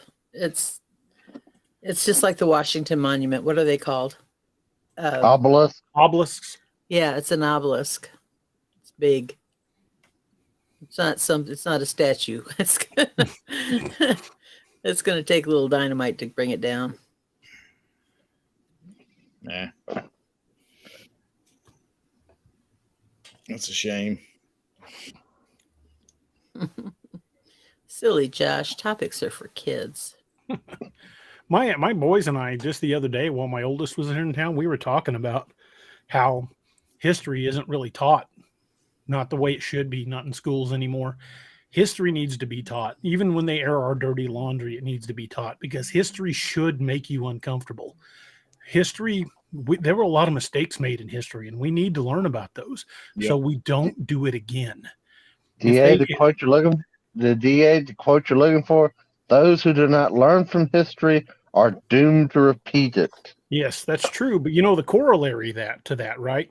Those of us that do learn from history are destined to stand by helplessly while morons repeat it.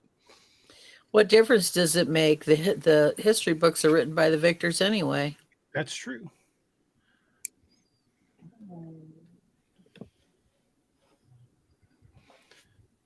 It's kind of like how the Lakota refer to the Battle of Little Bighorn as the Battle of Greasy Grass. And during that battle, the Lakota took Custer's guns, and they're in to this day. They're in a museum on the reservation, a heritage museum. And when the U.S. Army asked for them back, the Lakota's answer was, "Come and take them." So they're still in the museum. That's pretty awesome.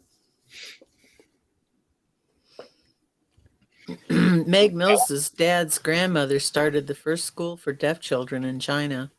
It's over 100 years really ago cool. and still running. That is really cool. Yeah. That is really cool. Those who forget the past have no future. For a long time in Germany, they didn't teach World War II. Yeah, I like what Josh said, learning about history, not glorifying history, but learning about it. And I think that's important that we learn about it and learn about things, because like my daughter didn't even know what December 7th was. You know, she didn't know what June 6th was, and she's 16 years old. She's a sophomore in high school. Really? Yeah. When I was a senior in high school, I was in my government class. My teacher made the statement. He made an offhanded statement about Watergate. I don't remember what it was now. And I kind of sheepishly raised my hand, and he said, I said, I have a stupid question. And of course, I got there are no stupid questions speech. But my question was, what was Watergate? And he laughed because he's like, okay, I finally heard a stupid question. And he turned to my classmates and he said, would someone in this class please like to explain to this young lady what Watergate was? Not one of my fellow classmates could raise their hand and explain it because we had all been small children when it happened. And it was just assumed that we would know what it was. But of course we didn't because we weren't old enough to understand. Mm-hmm. And he was shocked. And he said, I need to revise my lessons and include explaining what Watergate was. And we spent the next few days discussing Watergate. But interestingly, not too long ago, something very similar to that happened where a student raised his hand in class and said, what was 9/11? Because the assumption was, of course, it was about 7 or 8 years ago, but the assumption was that they must know what it was. But see, we make the assumption all the time. Well, we know what it is, so surely they must know what it is. We're not very good at sharing our knowledge with the people who follow us. Amen. We need to be better. When I was in high school, which was not that long ago, we got to about World War II, and then they just fast-tracked everything post-World War II, shoved it down your throat within about 2 weeks because you're at the end of the semester. That's about as far as they went was about 45 with World War II.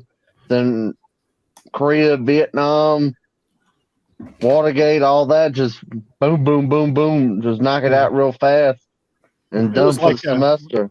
Like at the end of World War II, when they were liberating the internment camps, Patton told his staff people, get your cameras and take as many pictures as you can take. And they said, why? He said, because sometime, someday, some son of a bitch is going to try to claim this didn't happen. And that's exactly what happened. Mm-hmm. Yep. So Patton's responsible for a lot of the pictures that were taken.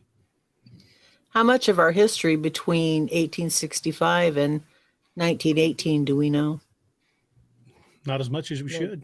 No, because that entire period of history is always glossed over. Mm-hmm. Anyway, speaking of history, a bit of my family history.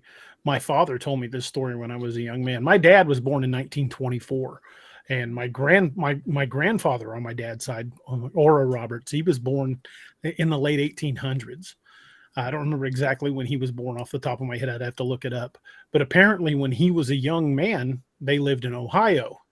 And he worked part-time in the evenings for Orville and Wilbur Wright in their bike shop before they flew. Wow. Cool. That's very cool. Then one day they said they were going to go fly, and he's like, I ain't dealing with this crazy stuff. The irony of, look how far technology has come since that first flight.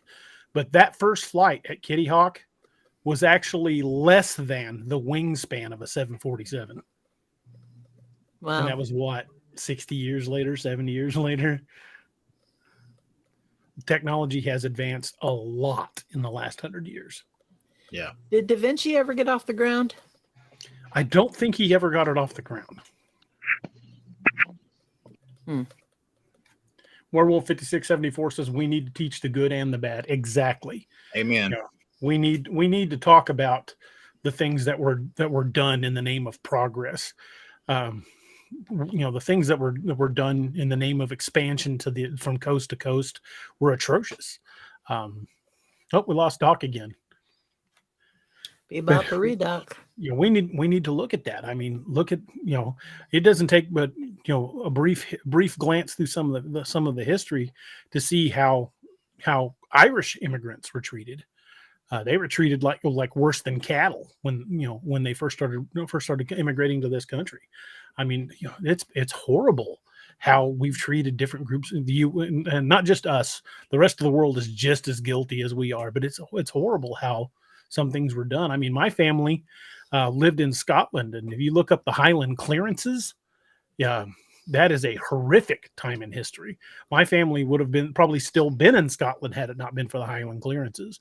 When the British basically rounded up everybody that was of fighting age, put them on boats and shipped them out, sent them to New Zealand, Australia, the United States, Canada, Nova Scotia. Anybody they thought was going to try to uprise against them, they broke the backs of the Highland clans by taking anybody of fighting age and shipping them. Yep. And the people that were too sick or too old to be moved, they burned them alive in their houses. I mean, what the British did during the Highland clearances is as big of atrocity as anything the U.S. ever did. And I'm not comparing that to say we're better. I'm saying that's dirty laundry. That's the things we need to learn about history. Those uncomfortable bits of history teach us where we came from and hope to God never go again. That's right. Yeah, if you taken a train through the Highlands of Scotland, you can see the crofts. That's what they call them, crofters, farmers. The small crofts. Yeah, my family were crofters. Were farms, and you can see the walls of the crofts that were there during the Highland clearances, and they ran out anybody who was going to rise up against them, and they used it under the guise of, well, sheep are more profitable than farming.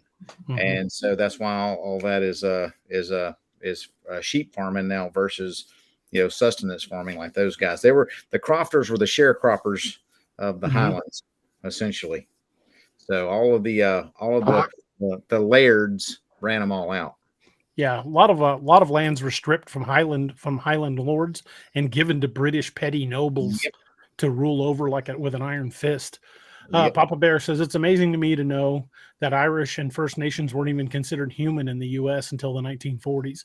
The law is still on the books today. There are only two things that are measured by quantity of blood: dogs and Native Americans. And that's interestingly, what is the last group in this country to receive the right to vote? Was it Native Americans? Doesn't surprise me. And right now, there are Native Americans in South Dakota who I don't think can vote, because in South Dakota, they made a law that said you have to have a physical address, and reservations are not considered physical addresses. That's ridiculous. So they took away the rights of many Native Americans to vote. Yeah. Yep. It's pretty sad, man. Yeah. Anyway, this is probably going to drag us down into a political discussion, which everybody knows me. Yeah, I don't want to start talking politics. Let's get back to something creepy. Okay. Talk more about the Bell Witch or even other hauntings. I can tell you an interesting story. Well, let's hear it. When my mother passed away, a lot of people, rather than sending flowers, sent little statues. I don't know if you guys are familiar with Isabel Bloom, but I got a lot of Isabel Bloom statues, and I kept 3 of them and kind of gave the rest away. One is a tall, sort of motherly figure, and one is a little short, 2 little people hugging. It's called Hugs. And then the third one's an angel. And I keep them on a shelf in my living room. And ever since I moved into this house, no matter where I place them, and of course I place them triangularly, and I know that it's got to be the vibrations of walking past, but it doesn't matter where I place them. If the angel's in the back left, the back right, or the front, the angel always winds up turned around facing backwards. That's really weird. I happened to look down and noticed the other day that it had turned back around. And I said to my husband, have you been messing with the angel? And I told him that story. And he was a little weirded out by it. So I turned it back around, and I noticed today it's turned back around again. It always turns its back on us. Nelma, 2 words for you. Gorilla glue. Just glue in place. My mother was born in a haunted house.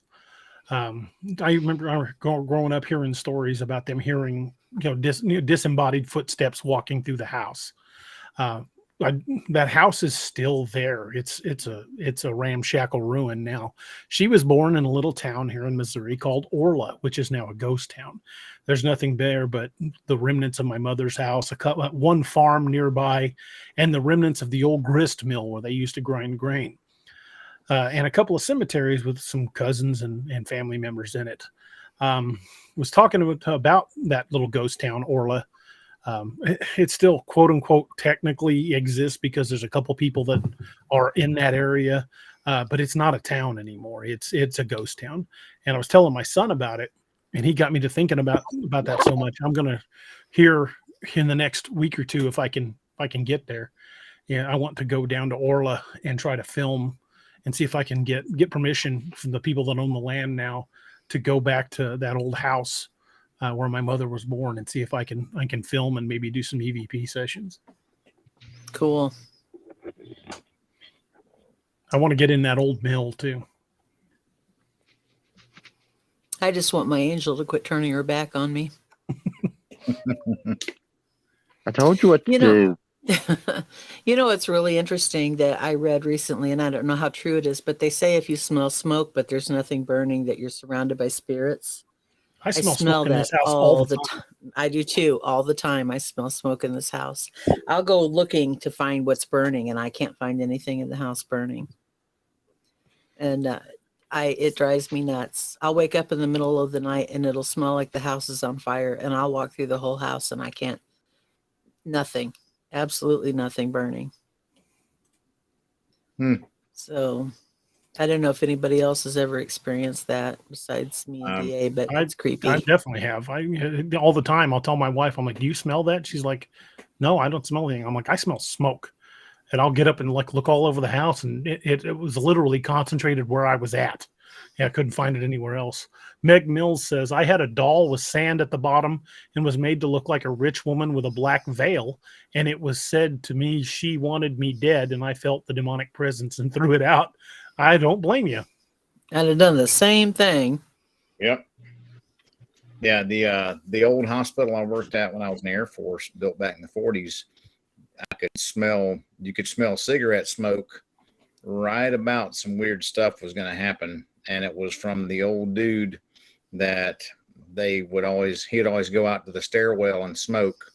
And you could really smell cigarette smoke really strong from that area before weird stuff started happening there in the hospital at nighttime. It was interesting, but you could smell like somebody lit up a cigarette right next to you.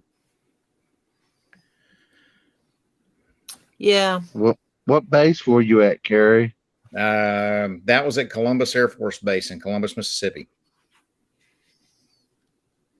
I just wondering how big a facility that was during the war. Was it a recovery facility for soldiers coming back stateside?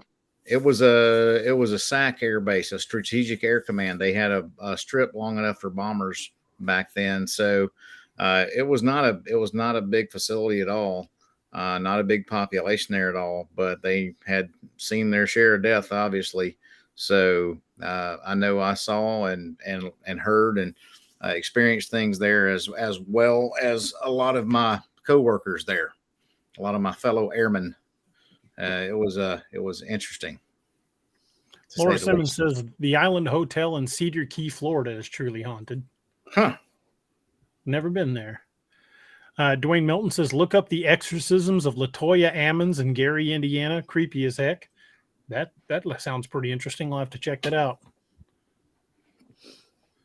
Hey, Doc, what is that you're wearing around your neck? That's my St. Michael medallion. Oh, okay. St. Michael, yeah. I have a St. Christopher's medallion. I don't know if you guys will be able to see it. I wore this under my body armor for years. It's got the St. Christopher. There we go. It's got the St. Christopher on one side, and on the other side, if I can flip it around, was the logo from the sheriff's department I worked at, Greene County Sheriff's Office. Yeah, it's pretty tarnished. I wore it on this string underneath my body armor for years. Yeah, this was given to me by a buddy of mine And then it's got Saint Michael on the back. It says, it's in Greek. It says, Saint Michael protect us. I was wondering what that was. It was really cool looking. Yeah, thank you.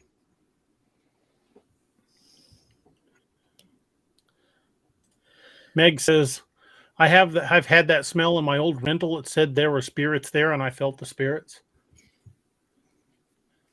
Galaxy Star Bell says, I heard when you get cold or like shiver out of nowhere for a sec, it's actually a ghost walking through or past you. And now I'm not sure if this is true, but it's still kind of weird. Yeah, definitely weird. I've heard that before too. Northwood says, I've heard horror stories about B-47 accidents. Yeah, I don't know if they had any there or not at that time, but I would not be surprised. Doc, correct me if I'm wrong, but wasn't it during World War II? There was a story about a bomber that landed itself with nobody alive in the airplane. Whoa. I don't know. I have not heard that story. I'm intrigued. Landed at an air base in England, if I remember the story correctly. I believe it was a B-17. It came in and landed a perfect landing, taxied up and killed the engines. And when it got inside, everybody on board had been dead for hours. Wow. That's. I don't remember. I know which story you're talking about, DA, but I thought the crew had bailed out. Maybe I'm remembering it wrong, but I know it landed itself. There was no living person on board that could have landed it. Wow. Northwood says, I think I've heard that story too, DA. I'll do some research on that, and we'll talk about that at length on another show. Speaking of other shows, I'm going to have a guy named James Clary on Saturday night. Josh is kind of helping me with this one. I'm hoping he'll be on the show as well. James Clary is a local guy. He lives here in Springfield, same as me. There is an old theater that dates back to the 1800s here in town called the Landers Theater, and there are a lot of accounts of it being haunted. Like one story, they heard something in the basement and they called the police, and the police showed up and went down. One of the officers went down in the basement while the other was searching the balcony. They wanted to make sure there was no vagrants that had got into the building. And the officer that went into the basement came back white as a sheet, refused to talk about what he said, and later quit the department. I think I remember hearing that before. Would never talk about it. Wow. James has got a bunch of EVPs that he recorded inside the Landers Theater. And we're going to have him on Saturday night. We're going to be talking about the hauntings here in Springfield and specifically about the Landers Theater. And we will be playing those EVPs on the air, so you guys can judge for yourselves. We have transcripts of what James says he thinks he hears, and we'll discuss what you guys hear as well. That'd be pretty cool. You ever think that, the ghost says, Tahoes? And we're like, Tahoes? What's going on in Tahoes? The ghost is like, no, I want tacos. And you're like, Tahoes? What's going on in Tahoes? This isn't Tahoes. Tacos, damn it. That's the way I see it. Well, folks, if you're enjoying tonight's show, hit that like and subscribe button. Hit that little bell on YouTube, so you'll get alerts whenever we go live. Because sometimes we go live without warning. Unscheduled shows do crop up from time to time. But hit that like and subscribe button. Hit the like button on the bottom of the video if you see it down there, and make sure to share the channel with everybody that you know that might enjoy creepy or cryptid stories, or even talking about horror novels. The farther we share this, the farther our reach will get, and then we can increase the reach of the show and hopefully really see this take off. And I'd like to see this really do well for not just myself, but for everybody here. We talk about Dark Angel Medical because they make amazing medical products, and I mentioned them in my books. Dark Angel, that's the only medical kit I'd carry when I was an officer. And then we talk about Naoma's channels with Naoma Finn Storyteller, and also the Dixie Cryptid and What If It's True podcast. So it's not just for us; it's for every endeavor that we're trying to do. The books, the stories, the YouTube channels, and it's not any one of us; it's all of us. So please hit that like and subscribe and share, because that really does help us all grow, and that's the goal for all of it. Thank you very much. Thank you. Appreciate you. Thank you very much. By the time No, roll no, no. Carrie's ad. Yeah, we can do that.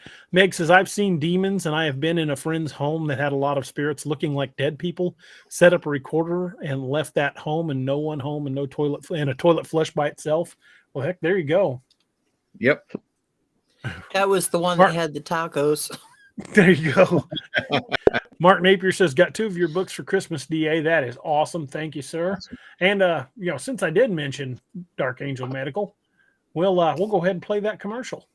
Oh, Lord. What do y'all think? You guys ready? Here we go. Everybody, this is Kerry Pocket Dot Davis from Dark Angel Medical, and you are listening to DA Ex Machina with DA Roberts. You may recognize me or some of my products from Dark Angel Medical in some of the Apex Predator, Lakeview Man, and Wild Hunt books, and you can get those products at www.darkangelmedical.com, along with training classes on how to use those products and save a life. Shoot us an email at info@darkangelmedical.com and be the difference. You're right, Carrie. You do need a haircut. And there's a special discount just for viewers of the show. If you go to darkangelmedical.com and use the discount code at checkout, Cryptid25 for 25% off. And don't forget, if you order a spear kit, you can, in the instructions, you can request that very special. Let me bring that Odin up. Rocker. Yeah, you can request the Team Odin Rocker. That is a sexy Cool, mix. guys. Yes, it is. DA, Oh, boy. if you scroll back in the comments about 6 or 7, there was an interesting one. Who was it? Janet Clausen, talking about her father worked at a state hospital. Okay, I see it.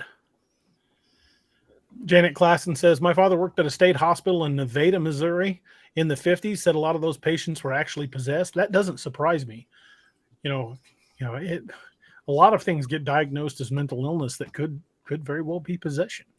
Now I'm not making light of any mental illness. I know a lot of people struggle with that daily, and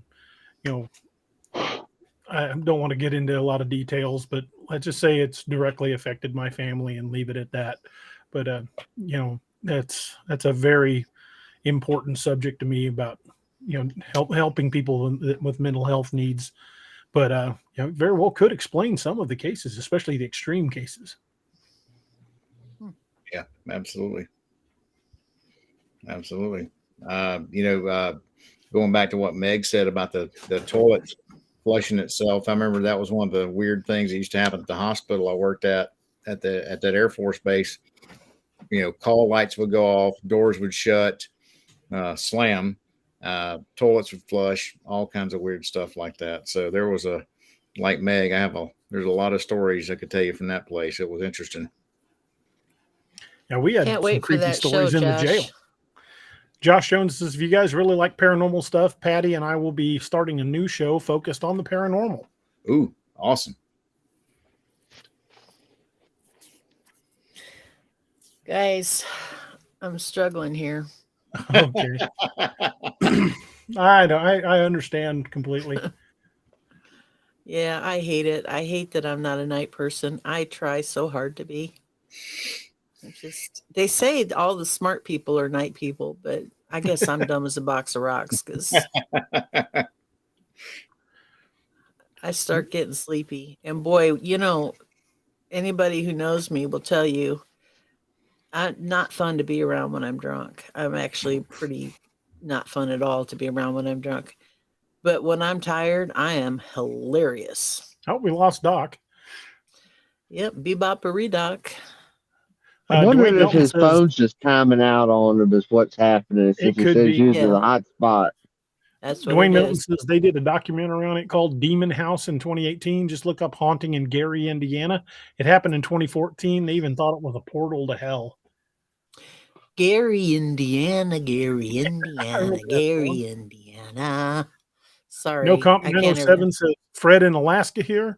I'll have to share my experience on Nushagak Bluff, where an old church burned down eons ago.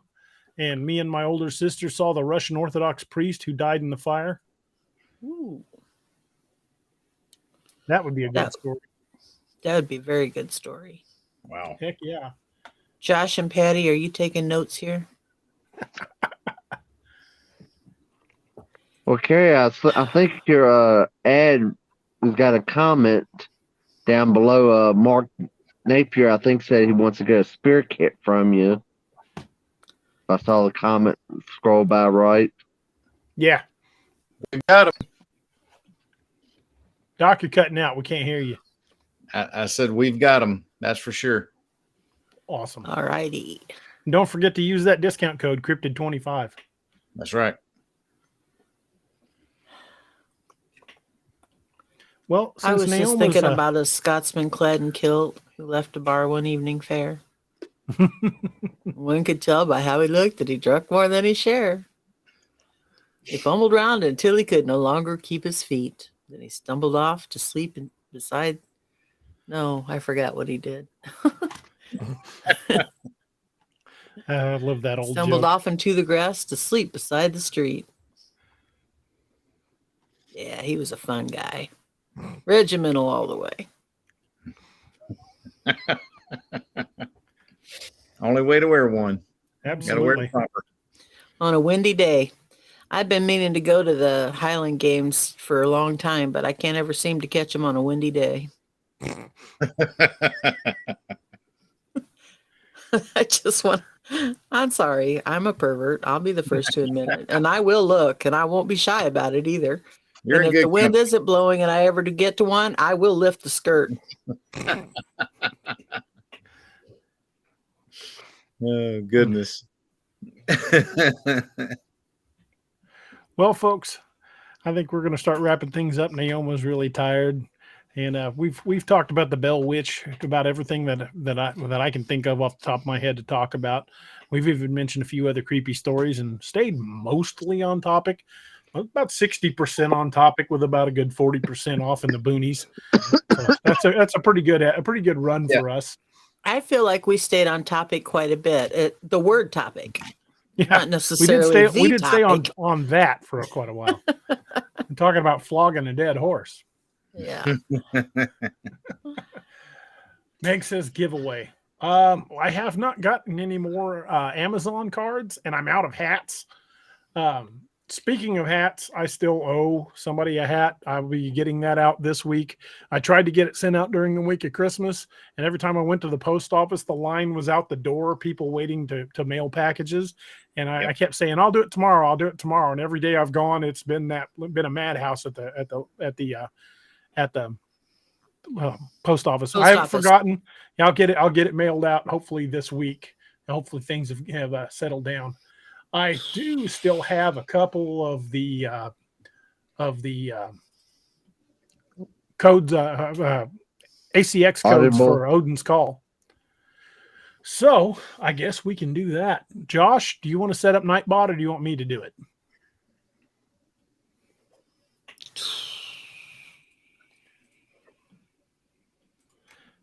Let me send him a message.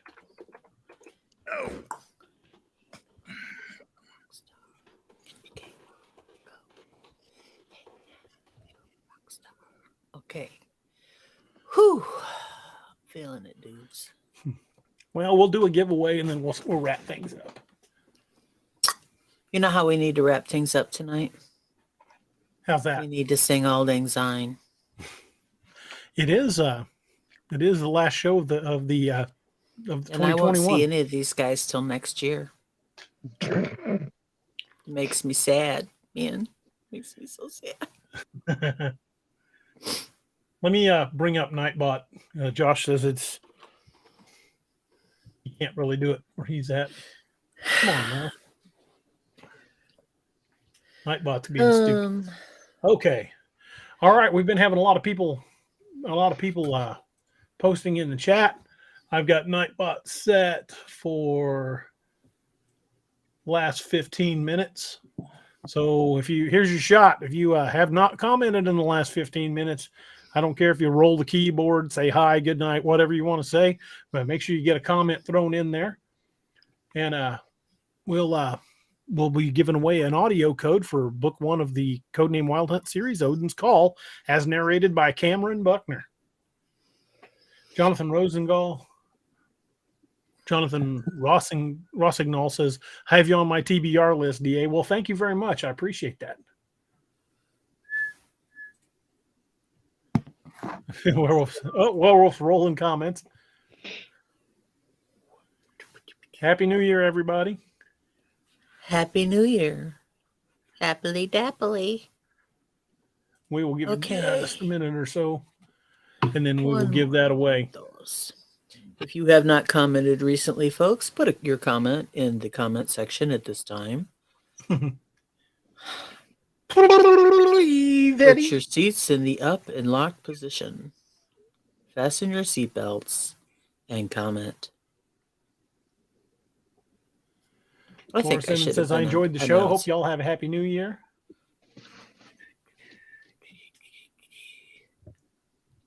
Happy New Year, Happy New Year, Happy New Year. Everybody, Happy New Year.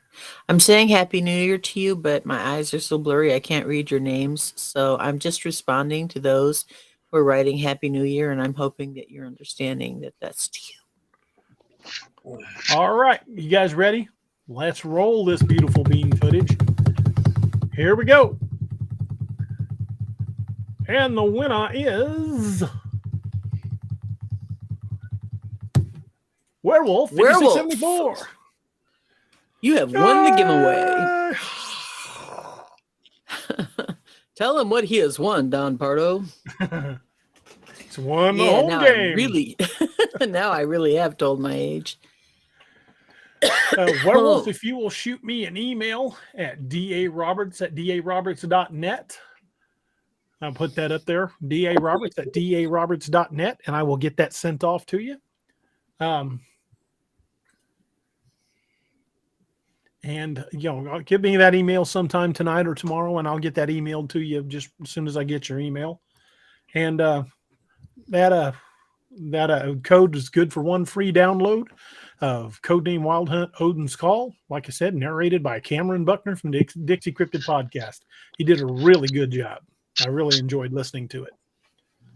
He's a great guy. I love him. He is a good dude. I love talking. I love talking with.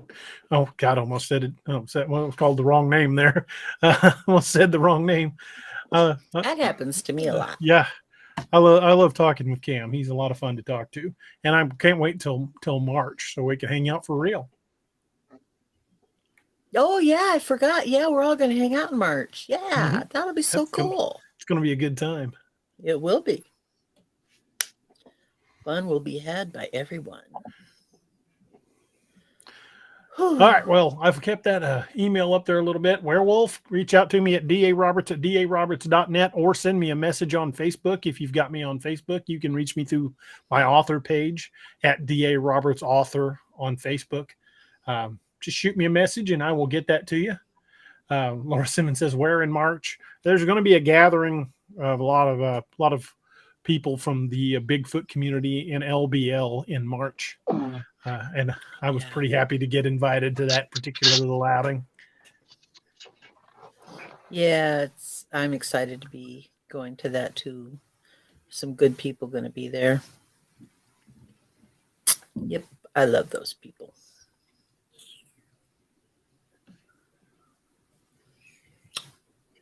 Alrighty then. So, 2 peanuts were walking down the street and one of them was assaulted. Oh my God. It's my all-time favorite joke. That was the rhyme my mother told me when I was a kid. A peanut was walking down the railroad track. His heart was all aflutter. A train came rolling down the track. Toot, toot, peanut butter. Well, that kind of reminds me of milk. My brother is a grown man and still says that. Oh Lord. Oh God, help me. Well, on that note, Good night, everybody. I guess we'll start wrapping it up before Naoma finishes that rhyme.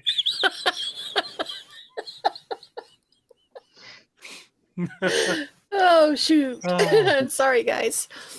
Bless your heart. Couldn't help you. Bless my heart. Ah. Well, Good night, everybody. Happy New Year. Happy New Year, everybody. Happy New Year, everybody. Laura Simmons wanted to know, is the LBL thing open to the public? I think they said, yeah, anybody that wanted to come was welcome. Watch this channel for more when it gets closer, because I don't have all the specifics of where exactly it's at. I know it's an LBL, and I will verify for sure that he said, because I think I remember him saying anybody that's listening that wanted to come was welcome.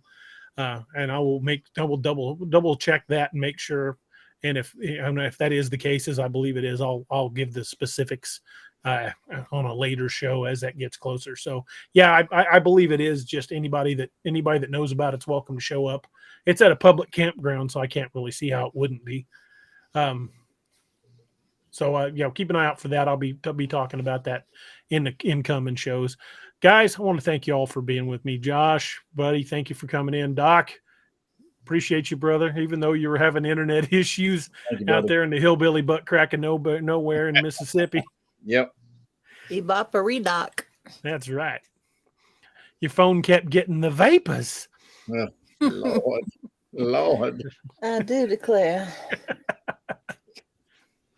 I appreciate you all for joining us tonight. It's been an active chat. We've had a lot of fun tonight. We stayed, like Naoma said, we managed to stay mostly on topic, and then we kind of flogged the running gag for a while. We flogged that dead horse for a while, and we had some laughs. Yeah, we had some made good ground laughs. horse out of it. Yeah, true. We did have a lively chat tonight. We had a lot of jokes and a lot of laughs, and even conveyed the Bell Witch story pretty well, I think. Next Wednesday with Naoma, we are going to be doing the Nahani River Valley, also known as the Valley of the Headless Men, where there is every prospector that has gone in there in the last couple hundred years. They've found the body, but not the head. They always take the heads. Kind of like they said in 13th Warrior, the heads. They always take the heads. And we definitely need to talk in depth about the Nahani, which is a tribe of big, hairy, Sasquatch-like creatures. basically. But they have a beautiful, fair-skinned female leader. Is it Daenerys Stormborn?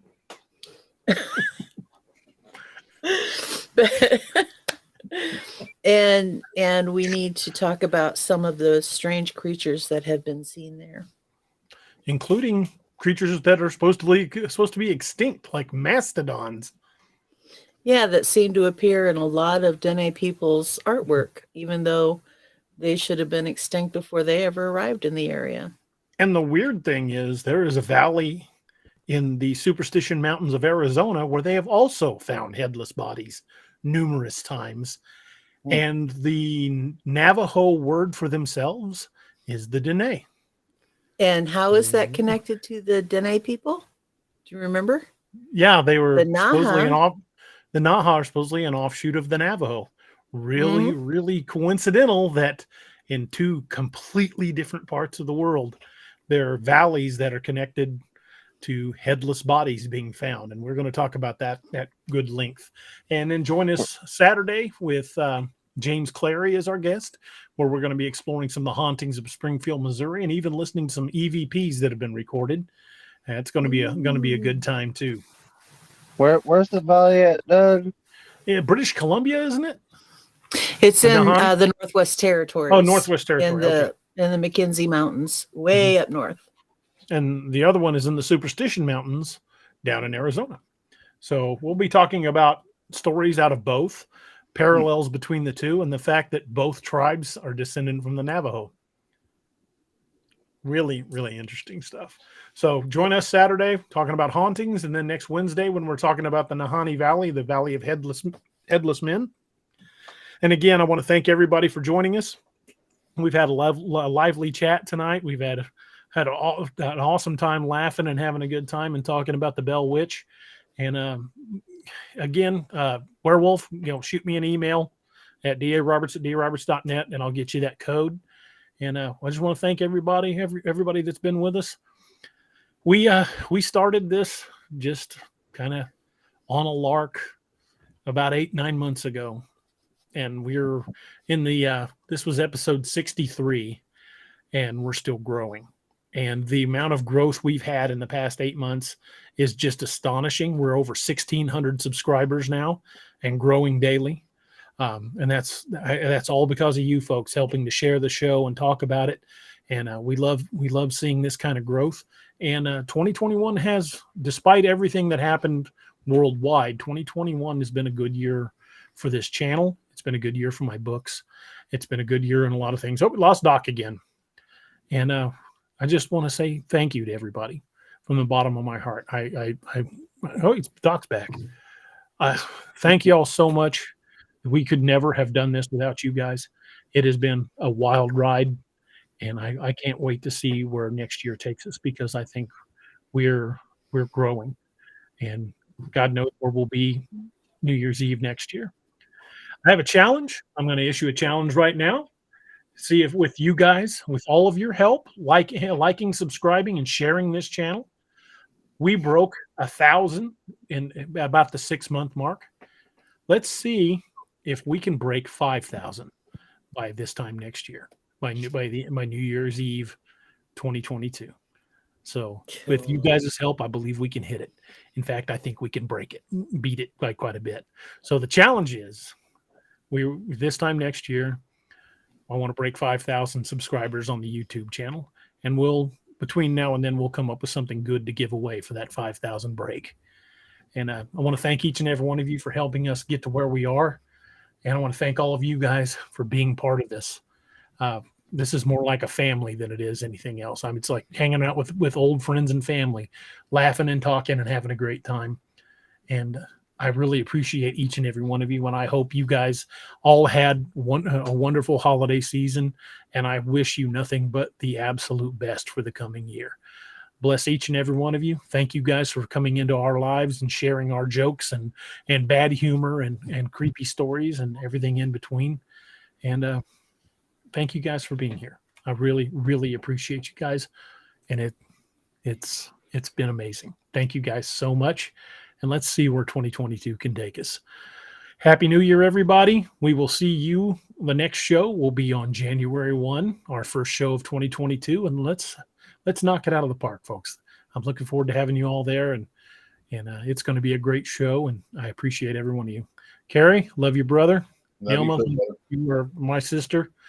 My shirt smells pretty. I'm so proud to have gotten to know you this year. See, it was a great year, wasn't it? Great year. Josh, brother, man, you're the best, man. You help out a lot with the books. You pull off some amazing shit for research. And I want to say thank you to the people that have really helped me research. Steve Wildman Monrotis, my other host. He's been a huge help helping research the books. The general here, he pulls off all kinds of stuff. Norm Meredith, if you're listening. Robert Miller. Clint Bruce, the former Navy SEAL. Yeah, he's helped a lot.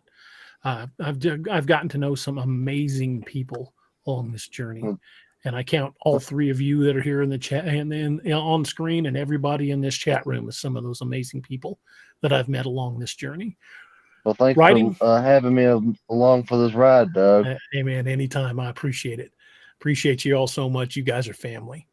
And I've said this many times, and I'm going to say it again. Writing is a journey that we take together.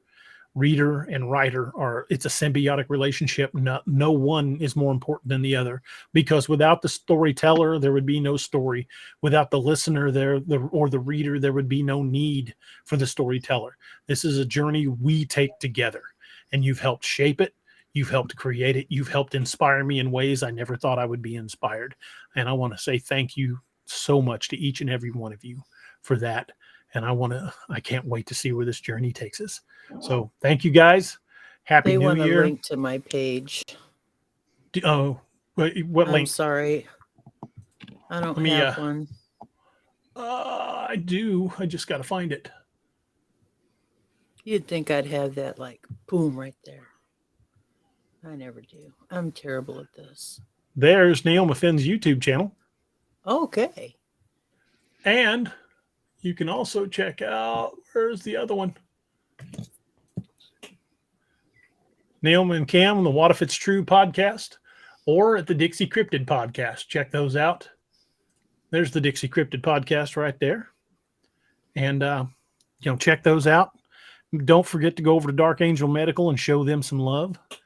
Swing by Scallywag Tactical and check out their knives and tell Craig that we sent you. Some amazing folks. And they're Dark Angel. Carrie's been with me since the first book I wrote came out 10 years ago. And Carrie is very much, a brother in every sense of the word. I'm proud to have met him. I can't wait to go out to Colorado and hang out with him, and go see if we can spot us a Wendigo up in the mountains. And no snowmobiles. No snowmobiles. Yeah, no snowmobiles. It's a no snowmobile. No snowmobile love zone.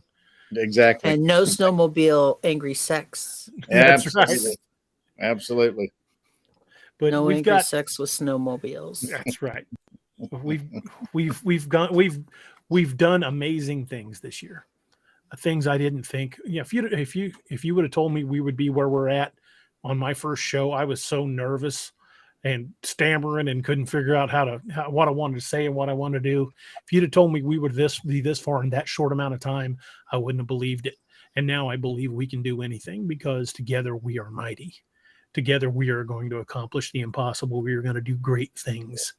And the sky is the limit. Thank you, folks. Thank you again. And we are out of here. Have a good night. We will see you Saturday night. Happy New Year. Happy holidays. And bless each and every one of you. Thank you guys so much. May all acquaintance be forgotten. Whatever the words may be. We're terrible. Good night, everybody. Thank you, guys. Good night. Y'all good night. Happy New Year. Thank you for joining us tonight on DAX Machina. If you ever have an encounter of your own that you wish to discuss, contact us at daroberts@daroberts.net. You can remain completely anonymous if you wish. Pull your covers up tight and keep a nightlight burning bright. Oh, and did you forget to lock your doors?